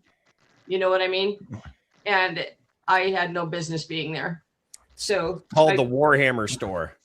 Premonition. I don't think we've spoken before. Great to meet you. Nice to meet you as well. I try to be just as honest as I can, and I'm an old lady, and I do have wisdom, and I know a great deal about a lot, but I don't know a whole lot about a lot of other stuff. So, and again, love the cat. The cat was great. So it made me laugh. He was attacking my microphone while Connor was doing his exit. It was funny. Anyway, I will keep watching, and I will see you Thursday, right? You're not on tomorrow night, so I'll see you Thursday night. Oh, I'll be on tomorrow night. I'll be watching. And all of you gentlemen, you're lovely. And thank you so much. I just wanted to say that, Speak, to you specifically, that I felt bad, and I will always back out if I'm not appropriately ensconced.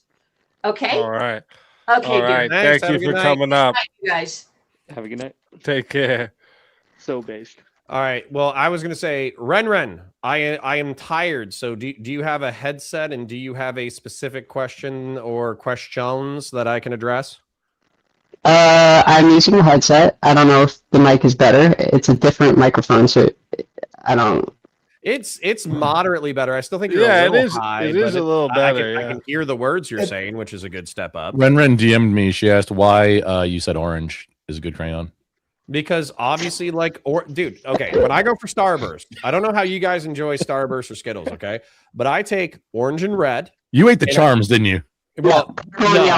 I didn't eat charms, but I take Yeah. orange and red, I mix them together, and then I eat them. And then purple is like the worst. So I have like Mix it with the yellow, which is that? also worse. You mix the purple with the yellow one. Right. And Yeah. then yes, and then you can also mix yellow and green, and that's a great combination. So yeah. Also, Twisted claims you know Twisted Aviator, right? He was a Harrier pilot. Yeah. Yeah. He claims purple is the best, and it's for some like fucking wonk would. out reason. Yeah, friggin' ossifers, right? Friggin' get out of here. Shit. Purple is an acquired flavor. I only came to appreciate it as an adult. I don't like it that much. Pink, Yeah, you pink shouldn't have. Starburst and red Starburst is also an excellent combination. No, crayon flavors, not Starburst. I know, Good but for I'm you. saying like I used Skittles and Starburst to guide my crayon flavors. That sounds like systemic racism to me, dude. It Sounds is. like coke. It is. All right, Ren, what you got? I don't really have a Try to give her time. thing to say. Well, I just had to ask if you know, like linking it back to our earlier conversation with the word genocide. Have you heard like the origin of it? Like the group that was originally wiped out, that like philosophy around it started like being built. That it was Christian. I don't know the Greek origin of it. What I thought was that post World War II, they wanted to come up with it because killing people is bad enough, but killing people in a systemic way so as to eliminate their population from the earth was seen as like such an extreme thing that they wanted to come up with a term for it. So there's this I'll have to get the name for it, but there's this group of Christian people that basically this is way back during like the Holy Roman Empire type shit. There's this group of basically a bunch of nobles that owned a bunch of territory, and in these territories they agreed not to trade outside of these territories and not take part in the church institution. Essentially, the church then wiped all of them out, like thousands of people took all the land. So part of that was that genocide is not just people being killed; it's also land being taken. So I don't know. I guess if I'd ask you anything, as a human being, like forget politics and I'm like a rugged Marine guy with a beard. Like, how do you actually feel about like what's going on right now in Israel and Venezuela? Like, does it alarm you? Like, is it just business as usual, or are like civilians right that it feels more intense than usual? It's not business as usual, and I do think that I'm emotionally stunted in a way. So I think Grumple was saying that he's a Marine veteran as well. So I joined when him as well, because he has a similar vibe to like I'm the cool guy, like with the beard. It's just No, I'm not cool. yeah. Wait, have we not talked about this, Connor? Oh, Well, I'm sorry. Continue. real quick, I want to just like please. number one, I want to do a history nerd tangent. Then I want to address like what's going on now, whether or not it's normal, et cetera, and how I actually feel about it on an instinctive level. So, so history nerd time. The Templars. So the Templar order was purged by the Catholic Church because they amassed too much wealth and they amassed too much power.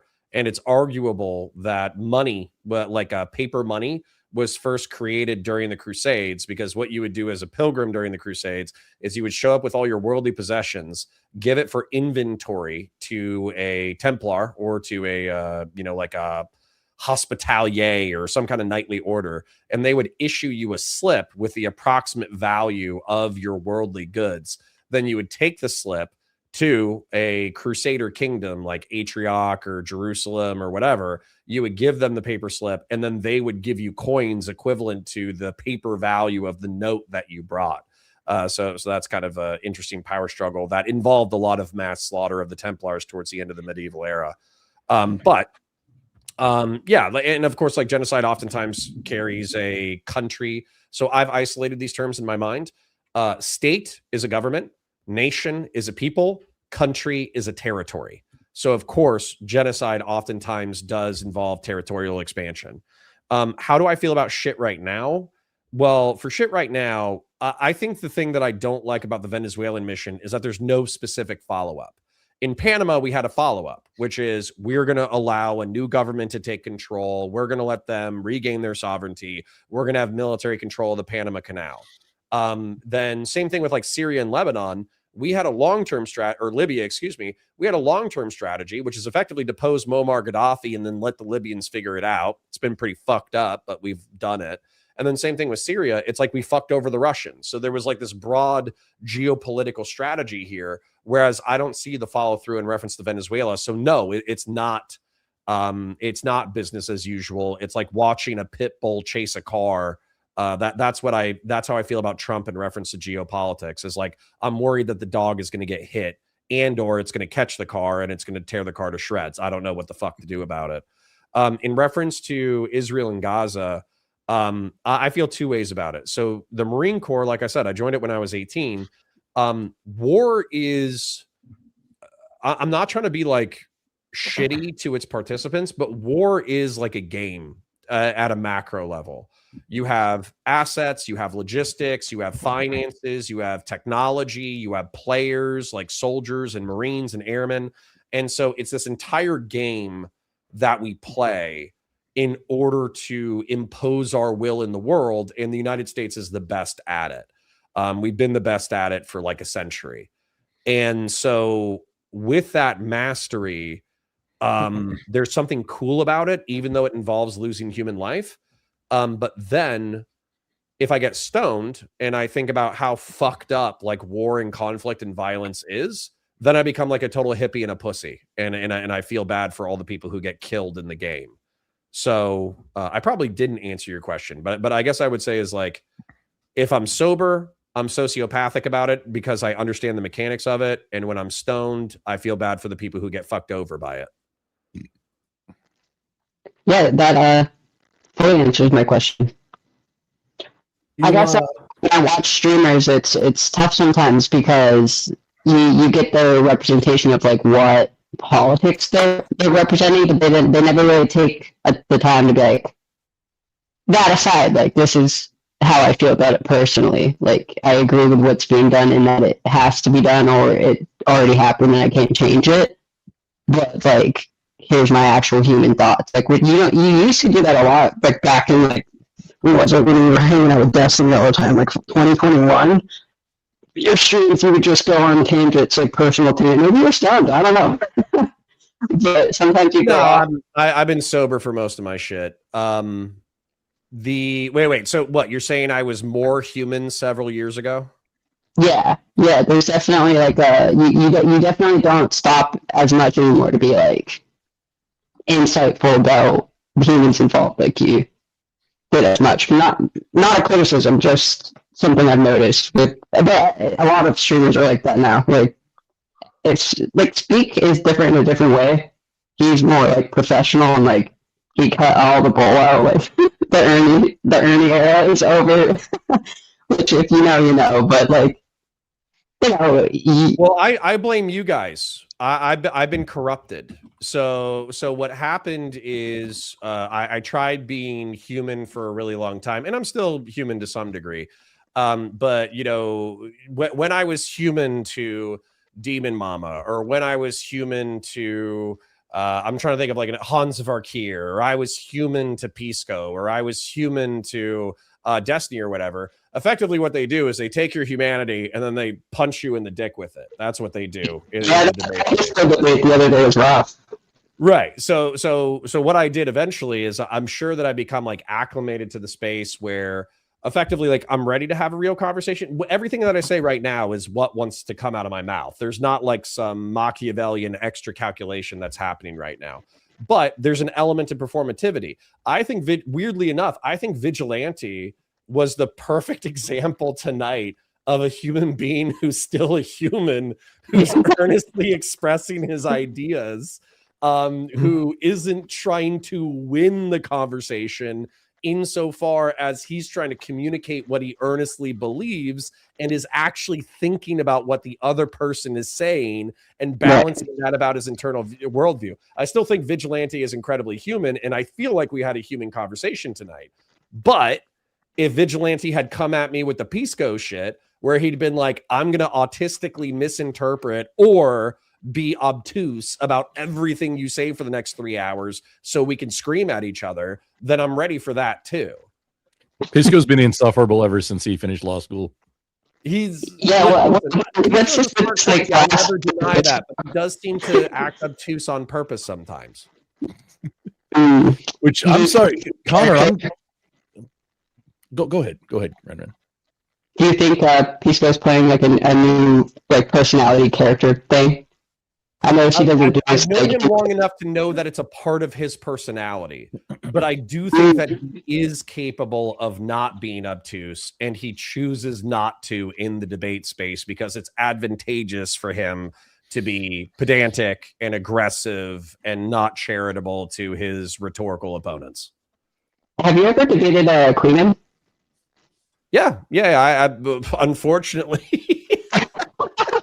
God, I hate that man so much. No. I think Queeman. You don't sleep on the queef, okay? You don't sleep on Queeman. Yeah, he's like 2-hour streams of him just shit talking his little British accent. Right. So with Queeman, my history with Queeman is interesting. So I started. I'm still a fan of Chud Logic. I still watch Chud Logic. I watch Chud Logic, Nicholas DiOrio, and Queeman on a rotation. Where if one of them's covering a drama, I go through all three of them if I'm interested. In the drama. But with Queeman, I kind of knew him as like a Chud Logic orbiter who was like really aggressive, and he doesn't have friends. He doesn't have allies. He just likes ripping everybody to shreds that he can get his hands on. But since he doesn't have any allies or friends and he rips everybody to shreds, he doesn't, really play the clout game, right? So what was funny was he was criticizing Brianna Wu and I for something. I forget what it was. But I was like, hey, yeah, I'll talk to you, Queeman. And then Brianna Wu jumped in the replies, and then she was like, oh, yeah, I'll talk to you too. I'll talk to anybody. And then I don't know if you guys remember this, but you could probably go find it. Queeman basically, he came to the debate not to debate the topic that we were fighting about that week. He came to the debate to grill Brianna Wu on her entire internet history. And so I just had to like sit there and let them fight it out for like 2 hours. It was fucking great. That sounds like a Queeman. I don't mind DiOrio, but like Chud Logic and Queeman, I don't like either of them because they have no amount of integrity at all. They like don't fact check what they're saying, like literally at all. About somebody with an English accent talking I don't like that I love. Like a great example of it with Chud Logic in particular is like whenever he was covering the stuff with like Nux Taku, like literally I think he ended up retracting like everything he fucking said because it was all proven false because he was just parroting fucking bullshit drama frog propaganda. Yeah, because we Reddit posts and like Kiwi Farms posts and stuff. Well, I thought Nux had a pretty rough reputation because wasn't he running effectively like a YouTube show where he was like showing people like awkward like hentai pornography to make them like embarrassed and like goof and shit, but like some of it was lolicon. Like what wasn't that the next reputation? So that was part of the allegations that Chud covered, but like none of that part of that is true. But the part of it that is not true is the fact that some of it was lolicon. Wait, Grumple, have you not heard about this? Wait, sorry, your Queestar is or whatever that is. You're gained up again, so I can't hear it. What is it? Oh, she asked if I had heard about who.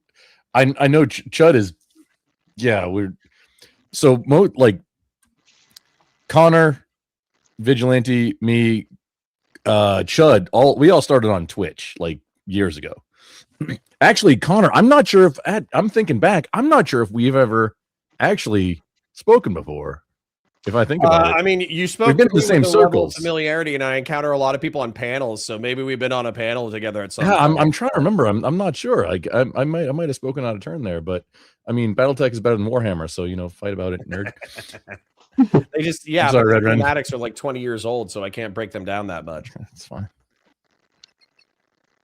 I do have 2 last questions. I'll speed run them. Okay. The first one is, are you going to cover the Turkey Tom stuff, or are you just avoiding that entirely? Because I do think it's hilarious, and it's definitely a dive in there. If you Okay, so I would, left to my own devices, I would cover commentary drama the way I cover Twitch and YouTube political drama, but they're like when I cover Twitch and YouTube political drama, I try to like bring out like something substantive. Like if it's 2 personalities fighting about Israel Palestine, I try to talk about like the history and the geopolitics and the logistics and this and that, right? I try to do that. Whereas like Turkey Tom getting, he was dating Kai made him a little femme, they broke up for a little while. She cheated on him or didn't cheat on him with lyrics. Then they got back together. Then they broke up again. And then he dated a bunch of like psycho BPD girls who made him do a bunch of like really kinky shit. And they say that he's like a weird freak slut, but he has DMs that show that they were initiating the weird freak slut shit. I don't know how to cover that and bring something substantive out of it. Are you talking about Commissar Kai Cenat or somebody else? Okay, so it's like some e-girl.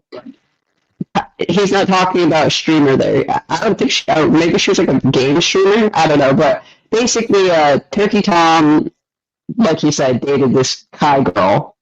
They broke up, and he had a lot of emotional baggage afterwards, and he started dating all these crazy women and did some intense stuff with them, and then they tried to turn her around and were like, "Yo, you're a creep." And then he has all these. I'm sitting there with my boyfriend while Turkey Tom's reading the DMs, and it just it's hard to like superimpose that onto like the Israel-Palestine conflict. You know what I'm saying? So it's a hard topic for me to cover.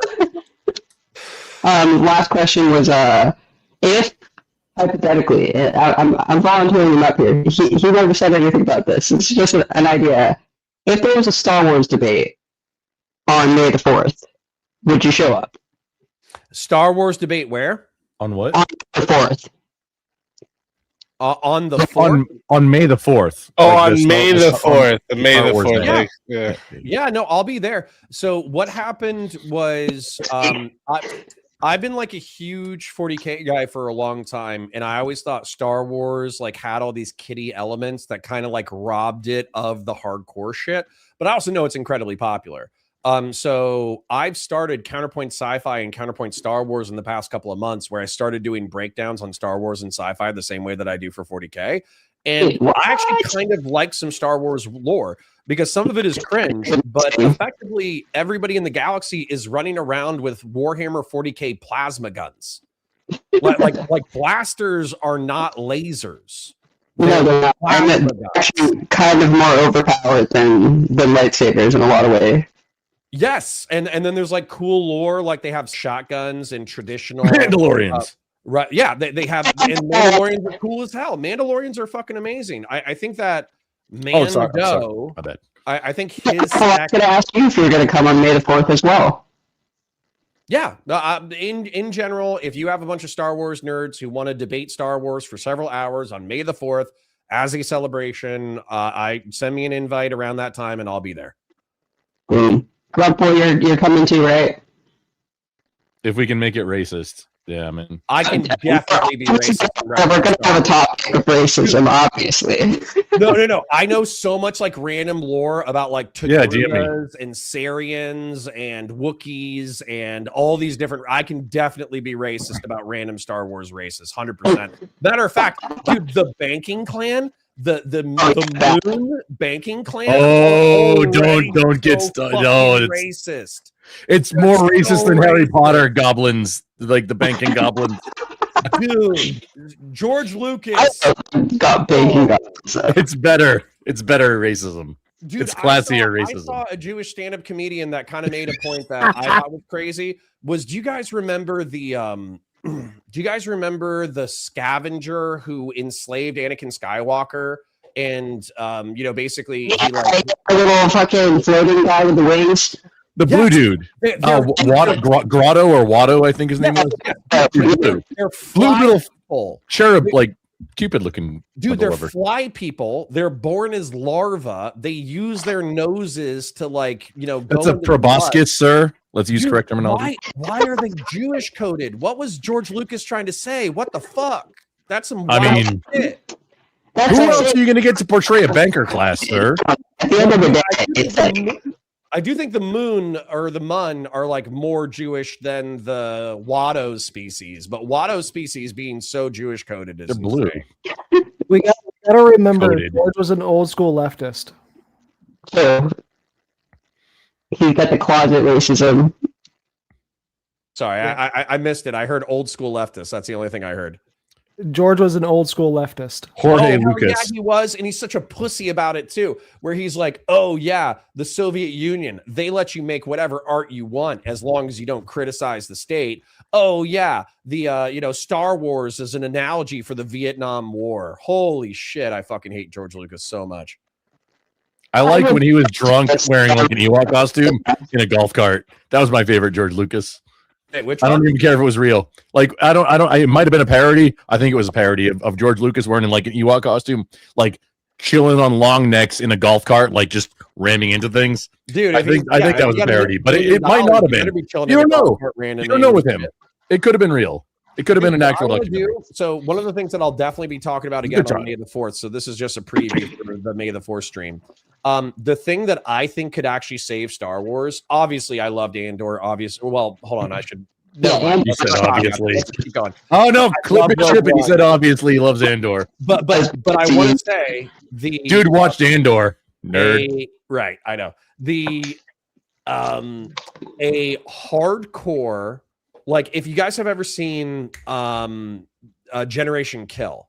So Generation Kill is a HBO TV series about the invasion of the Iraq War following Marine Corps Special Forces. And it's all like the backdrop stuff. So it's them talking shit and doing logistics and setting up their guns and getting into gunfights and the banter between the people.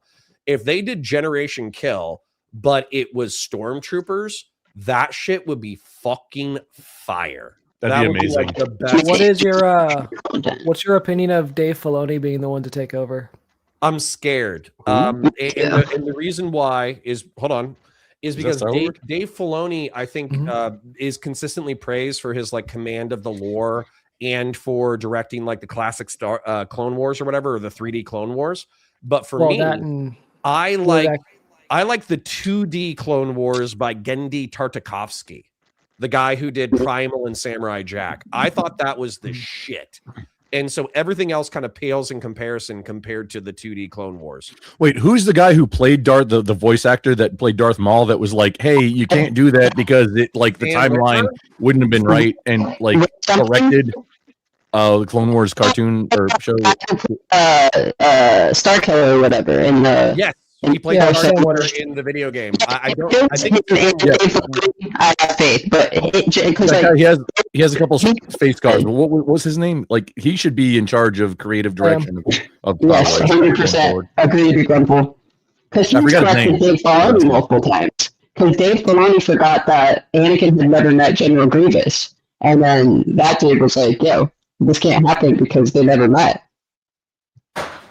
Yeah, so he had to retcon a whole episode because he was wrong about the lore. So I don't know if he's as efficient with the lore as he says he is. I think he just knows his little cartoon, and then it's a bit more. The love of the universe needs to be like the backbone. Because when you start reading the lore, I feel like a lot of Star Wars lore is like post hoc and kind of like half-ass written like a fucking fanfic. But like writers that were on strike when they were hired, right? But what's that? like writers that were on strike when they were hired, right? Yes.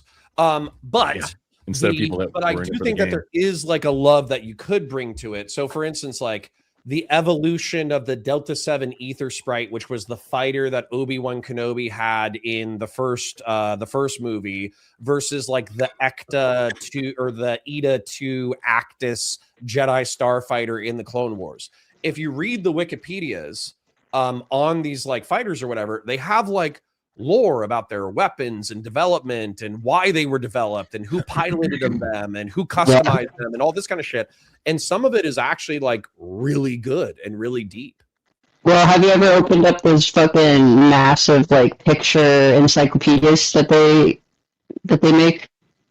I no, but I'm sure I would have a good time. But the autism would be like I already I only have so much. I'm staring at my bookshelf right now, and I own every Star Wars novel, and all I do is read books, and like Star Wars books specifically. I love Star Wars. That's why I have seen the worst of the books. So that's why when Disney started pulling its shit, I was like, dude, this is nothing compared to when they killed Chewbacca and the Crystal Star. But like, I don't know, it's just so much random. Yeah, like one pretty much- of my favorite factoids is Jar Jar Binks' dad trying to kill himself and fucking it up. Jar Jar was a sad character. His head and Andor was a good touch. That was his, right? It's like you see Jar Jar's skull or some shit in one of the museums. I mean, I don't know, but that'd be fucking metal as shit. I'd love that. I thought that was a thing in Andor, but I could be wrong. Anyways, that was all I had to say to you, Counter. I'm staying. I'm gonna be quieter. All right, cool. Well, I am kind of tired, so although the Star Wars did get me motivated, so Grump or Vigilante or Tarapak or Rowdy, y'all got anything for me before I dip out?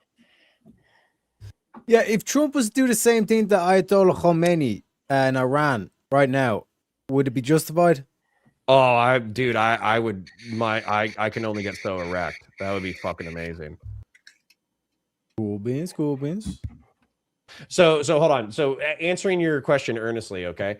So we have a community member named Kazra who's in Iran right now, and basically like a month and a half ago they said, "Hey, people are going out into the streets and it's getting fucking bad. If you don't hear from me, then I might be dead." And effectively what happened was we didn't hear from them for 2 or 3 weeks. We have heard from them and they're still alive as of now, which is great. But what they're saying is because of the internet blackout and because of the media blackout that's happening in Iran, the low estimates is like 3,000 dead in Iran, whereas the high estimates are as high as 20,000. And they have had a very close personal friend who was killed in the protests. And so what's going on is effectively like, if what was happening in Iran was happening in the United States, it would probably be an overthrow of the government. But because Iran is a dictatorial regime that is willing to kill its citizens, they shut off the internet. They authorized their cops and military to use machine guns to kill protesters. And then they massacred protesters and got everybody to disperse by killing them. And so that's where, for me, like, if we kidnapped Ayatollah Khomeini and effectively like did a decapitation strike on Iran, and then Iran actually did have a revolution that ushered in like a new, I don't want to say secular, I don't think they're ever going to be fully secular, but they ushered in like a democratic Islamic republic that was like sane and humanitarian and not trying to go to war with its neighbors all the fucking time. I think that would be super fucking based. Nah, fuck Islam. Islam has to go. Okay, well, one step at a time, King. True that. True that. Anybody else? So fuck Islam. Islam has to go. Rowdy, I'm surprised you stayed muted. I thought you would have had something. You had all the questions in the chat. Or maybe you forgot. Do you know you're muted, right, Rowdy? On the StreamYard? All right, fellas. I'm a dip, but Speakeazy, DM me whenever. Yes, sir. I'll try not to flake. I'll try to be a good panelist and debate partner. Vigilante and It Grump, happens. It was great hanging out with y'all. And if you ever have any debates or collab stuff that you want to talk about, let's do it. And then, oh yeah, tell everyone where to find you too. Yeah. So actually, hold on. Taze just did a super chat, and he wants me to read something that's racist as fuck, but Star Wars related. Oh, okay. Taze says, I'm spiritually Israeli, which is why I enjoy blood chokes and pushing the limits of. I don't know what the end of that sentence is. All right. Anyways, Taze, I read your anti-Semitic statement. So love you, buddy. Wait. Before you go, Cameron. What? Finish what you're saying, but I have one last thing to ask you. Sure. Oh, should I go first? No, I should go first. But I'll stick around for a second. So if you enjoyed what I said, you had a good time, all that kind of stuff. I'm live 9:30 a.m. to 2:30 p.m. Monday through Friday. On most days, I'm live on Valor Media Network, VALOR Media Common Spelling Network, Common Spelling. Type that into your search bar, hit enter, subscribe to that channel. Counterpoints Politics, type that into your search bar as well. Subscribe to that channel. That's where I post the VODs. I'm also live on there on Tuesdays. I do go live randomly in the evenings, but it's haphazard. And then finally, if you do like Star Wars, sci-fi, or Warhammer 40K, type in Counterpoints 40K, Counterpoint Sci-Fi, or Counterpoint Star Wars. You'll find my other breakdown channels. And what I do there is I watch the content, I cut out half of it, I interrupt the action scenes with lore. And if you want an easy way to learn the lore of each one of these settings, I try to make it easy for people to get into these different settings. And it's awesome. So check me out there. All right. Everyone go sub up to all of them. All right. To all of them. Watch all your Star Wars tonight. Cool. And then Ren, what was your question before I dip out? So I grew up watching Star Wars with my dad. So I remember a time period when the prequels were not cool, and Anakin Skywalker was the big pussy that all the older men hated because he ruined Star Wars or whatever. Do you remember how there actually used to be a debate about who was the chosen one? That is my question. Like an actual debate about it. Like pretty enthusiastic. There's so many different arguments. So so the chosen one narrative, this is my understanding of it. And sorry, indulge me a rant, please. So it was a prophecy, Jedi prophecy, right? But Darth Plagueis manipulated the midichlorians in order to birth a creature with high midichlorians, which is how Anakin got the the high midichlorian count or something like that. Or maybe it was Sidious. I actually forget which one. And then after that, there was a debate about he's supposed to bring balance to the Force.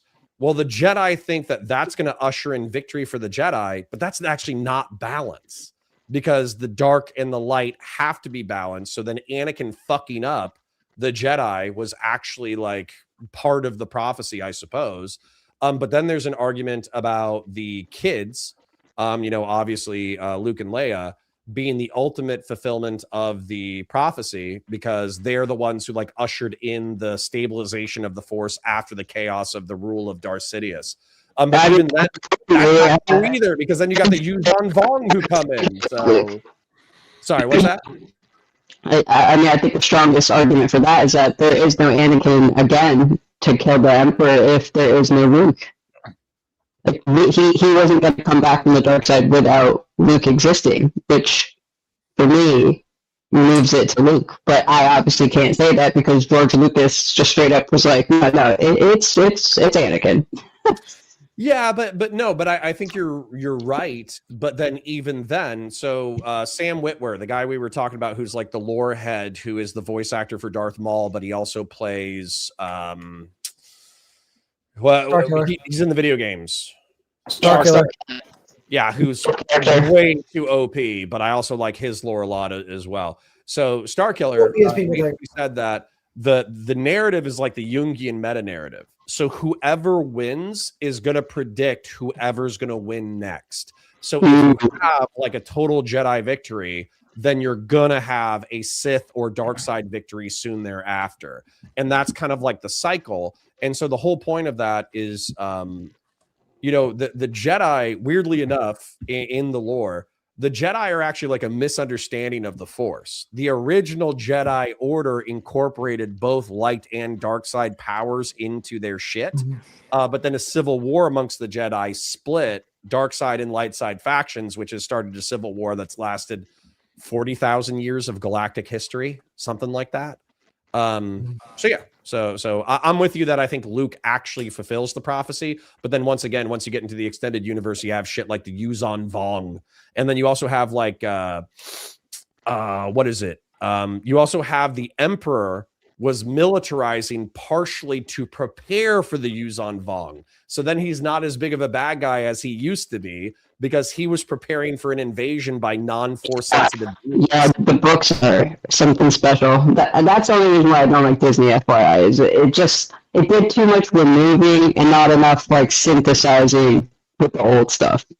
Yeah, I agree. I mean, there's a couple things that Disney did that I like, but I mean, on the Starkiller note, Starkiller is not as OP as everybody thinks he is, because like if you actually understand how the midichlorians work, his midichlorian count is like between Yoda and Palpatine's, so like his power level is like right where it should be. His rarest ability that he has is Force Repulse, which like everything else that he has is like standard for like somebody who but didn't he drag down like a fucking Star Destroyer or some shit?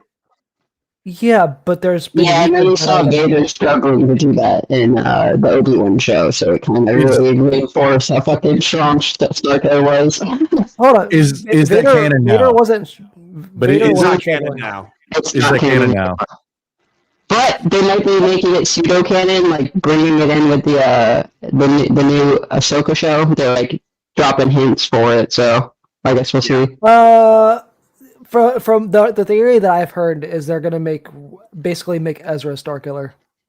Really, that would be insane. Well, if they do it well, I will be. That is a theory that is the theory that I've heard. But I mean, like, there are some stuff in like the Star Wars, like the Disney Star Wars content that I think gets a little bit too much shit. Whenever it comes to like what it added to the lore, like so. And people are gonna hate me for saying this, but like the direction of Acolyte was really I love good. Acolyte. I hate it and I love it. I love the direction. Yeah, and, the like, bones were great. Like, well, I mean, V, hang on. Were you a communist when you saw it? Were you a communist at the time? Because the space lesbian communists, that would have been up your alley. Look, when you were still a communist, right? The reason the Acolyte adds to the lore is like one, it gives a place where Plagueis would have actually been able to find out that like making a being through the Force is possible. The big reason why I don't like Acolyte is the script writer. Yes, sucked. It's really bad. Like the lines that they say just.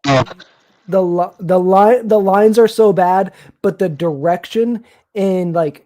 If they would have had a better scriptwriter, that show would have been so fucking good. I'll back you up in case you take shit, and then I am going to force myself to dip. So no. The story of the Sith are in hiding, and one of them, once they're not an apprentice, because there's a difference between an apprentice and an acolyte, but he's Plagueis's, one of Plagueis's apprentices or whatever, and he wants his own acolyte because he's greedy for power. And then he infiltrates, like the Jedi Order finds this like twin who's super powerful. She's all pissed off because the Jedi broke up her dark side witch coven family. And now she's on like a revenge plot to kill the Jedi. All of that is like, when you describe it, the actual story is fucking great. The execution just sucks. Not to mention the witch coven is literally established in that. At some, in some of the extra lore to that as being a precursor to the Night Sisters. Yeah. Is this a Snoke is Luke's hand type of regeneration type thing? What do you mean? Snoke is Luke's severed hand theory? Is that what we're talking? No, I think they just like took an egg and like developed it. or Windu, maybe. Anyways, I'm gonna jump. See y'all. Good night. Later, nerd. Oh no, so like the way the twins were made in the Acolyte is literally like the same way that Anakin was made, which basically establishes that Plagueis learned how to do that from the Space Witches. I think the biggest Thank issue. you. Excuse me. Sorry. Thank you, Horse God, for the $5 super chat. Says Chip. Oh, I think Counterpoints is gonna need me to shut down his side for him. So everyone on the Counterpoint side, if you guys want to come over, we're gonna be going for a little bit more here on the open panel. So if you guys want to come on over, come on over. If not, thank you all for coming. Appreciate you all, and have a great night. We're over on. Just search up Speakeazy. It should be the first one that comes up. SPEAKEAZY. Yeah, spell it with the Z instead of the S on the end there. And a bear at the end. Yeah, there's a bear at the end. But I think if you just put the normal, just spell it how it's spelled there, you should find it easy. But anyways, thank you all for coming. Have a great night.